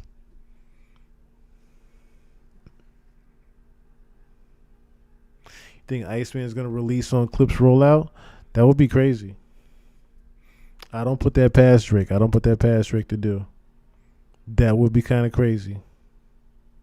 Because the album sounds like it's done too. So we shall see. So on that note, we gonna leave how we came on in, y'all. We're gonna leave how we came on in. Because it has been real. Shout out to everybody that came through tonight, too. Check me out. The homie Chum Calm Down. Yeah, dirt poor growing up. I never had my own room. My mama cooking at Lincoln work up. Pavel. She burnt up all the spoons, graduated from Jupiter. the block. I ain't never finished school. No, it wasn't cool. That's why I choose. Give up I love you all. Thank you for tuning in. Stella Blue, we miss never you. hustle where you live. Never Swayze argue with a World. fool. If you depend on them to feed you, you gave them power to starve. All I did was show love, and they hated me something awful. Be careful. I'm trying to get everybody up in here. Down to a handful, smiling in your face and their heart. You can't stand you, two-faced it. My heart got broke, two places, feeling like Nipsey, tipsy. Scar Child. Blue laces, want a baby with old Taylor. See me with new cases. faces. Icon Shit Bunny. ain't We been the missed same a since couple he people that took was my up nigga that to Vegas. usually in here. Motivated by the pain, Crib B. motivated by the haters. I'm still spitting that Medusa, I know shit. you guys are 25 listening. years later, never signed to a major. Stayed independent. These ain't just raps. This was definitely a fun night. This is definitely a fun night, as we always do. I'm a time bomb ticking, young living legend. Pin game vicious. Rest in peace once again to Young Noble Records, don't from the think for a Outlaws. second I won't put this mic down and pick up. It's Mac 11, the spirit of Machiavelli. Keep your third eye open and your head in the swivel. Outlaw shit, I'm precisely the epitome. Always remember Carried the fact torch is never high. fiction. Did it all in a memory. You gotta say a word, feel it in your energy. Hate I me was or in you the love me, Discord no in the, matter long as you mention me. Streets in real the chat. slippery. Watch where you walking, there's no more talking, all bite, no barking. Make sure you Anybody guys love you join once the you laying Discord. in the coffin. When you alive and shining, you most likely a target. Leave your ass leaking like a faucet, you cross me. All family, no friends, the game cost me. Pay the price of sweet revenge, how much it cost me. Success tastes sweeter, bag full of cheaper. Carhartt suit, 10 boots and a beeper. It's 9mm, can make me the That boy Gaddafi was rhyming, wasn't You ain't even cracked the code to get deeper. You don't know how much crack I sold as a youngin'. Never known for rapping, I was known for hustling. That's Never Young Noble. known for ratting, But I was known for thugging. join the Discord, All everybody. them That's niggas the look they at the ain't known Discord. for nothing. Come have some fun with Suckers us. gossiping like broads. It's all fun and games to somebody in the morgue. It was all your fault. I'll be Don't back poke on. the lion. Awake or sleep a I'll giant. definitely be back Be on treated with the either iron. Monday or We gon' Tuesday leave 'em when night. we find 'em. Sometime you gotta remind them. We'll figure out what's Outlaw going shit on with the is world. forever. We timeless. Yeah. As we always Time do. you gotta remind them this outlaw shit is forever. Nigga, we timeless. That's right. The rumor about y'all smoking Tupac ashes. We are Is there any timeless. truth to that or no? Yeah, we talking truth, man. I'm gonna tell you what happened. It was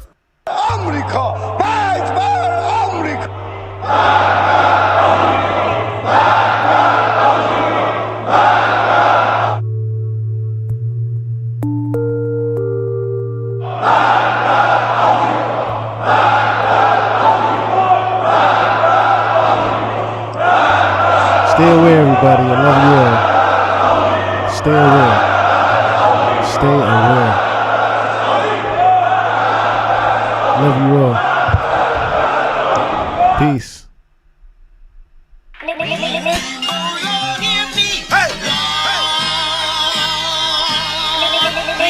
Till next time.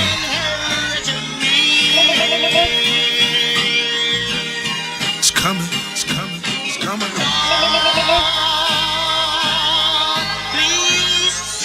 Ladies and gentlemen, this time around, the revolution will not be televised. As we proceed to give you what you need. Get lost, ladies and gentlemen of the court. In the hearing against the state of hip-hop versus electronic, I present Exhibit C. When I was sleeping on the train, sleeping on Mesero Lab out in the rain, without even a single slice of pizza to my name. Too proud to beg for change, mastering the pain. When New York niggas was calling Southern rappers lame, but then Jack and I slang. I used to get dizzy spells, hear a little rain, the voice of an angel telling me my name, telling me that one day I'ma be a great man, transforming with the Megatron dawn, spitting out flames, eating whack rappers alive, shitting out chains. I ain't believe it then, nigga, I was homeless, fighting, shooting dice, smoking weed on the corners, trying to find the meaning of life in the corona, till the 5%ers rolled up on the nigga and informed them. You either build or destroy, where you come from. The Magnolia Projects in the third ward slum, It's quite amazing that you rhyme how you do and that you shine like you grew up in the shrine in Peru. Question 14, Muslim lesson 2. Dip diver, civilizer 85er. I make the devil hit his knees and say to our Father, abracadabra. You rockin' with the true and living. Shout out the Lights Out, Joseph I, Chewy Bivens. Shout out to Baltimore, Baton Rouge, my crew in Richmond. While y'all debated who the truth was like Jews and Christians, I was on Cecil B, Broad Street, Master, North Philly, South Philly, 23rd, Tasker, 6 Mile, 7 Mile, Hartwell, Gratiot. When niggas really would pack the U-Haul truck up. Put the high beams on, drive up on the curb at the barbecue and hop up out the back like what's up? Kill a nigga, rob a nigga, take a nigga, bust up. That's why when you talk that tough talk, I never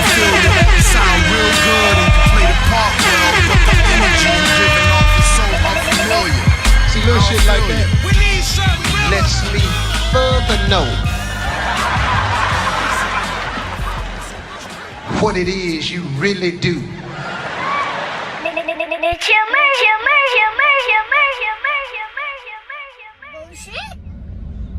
Bullshit.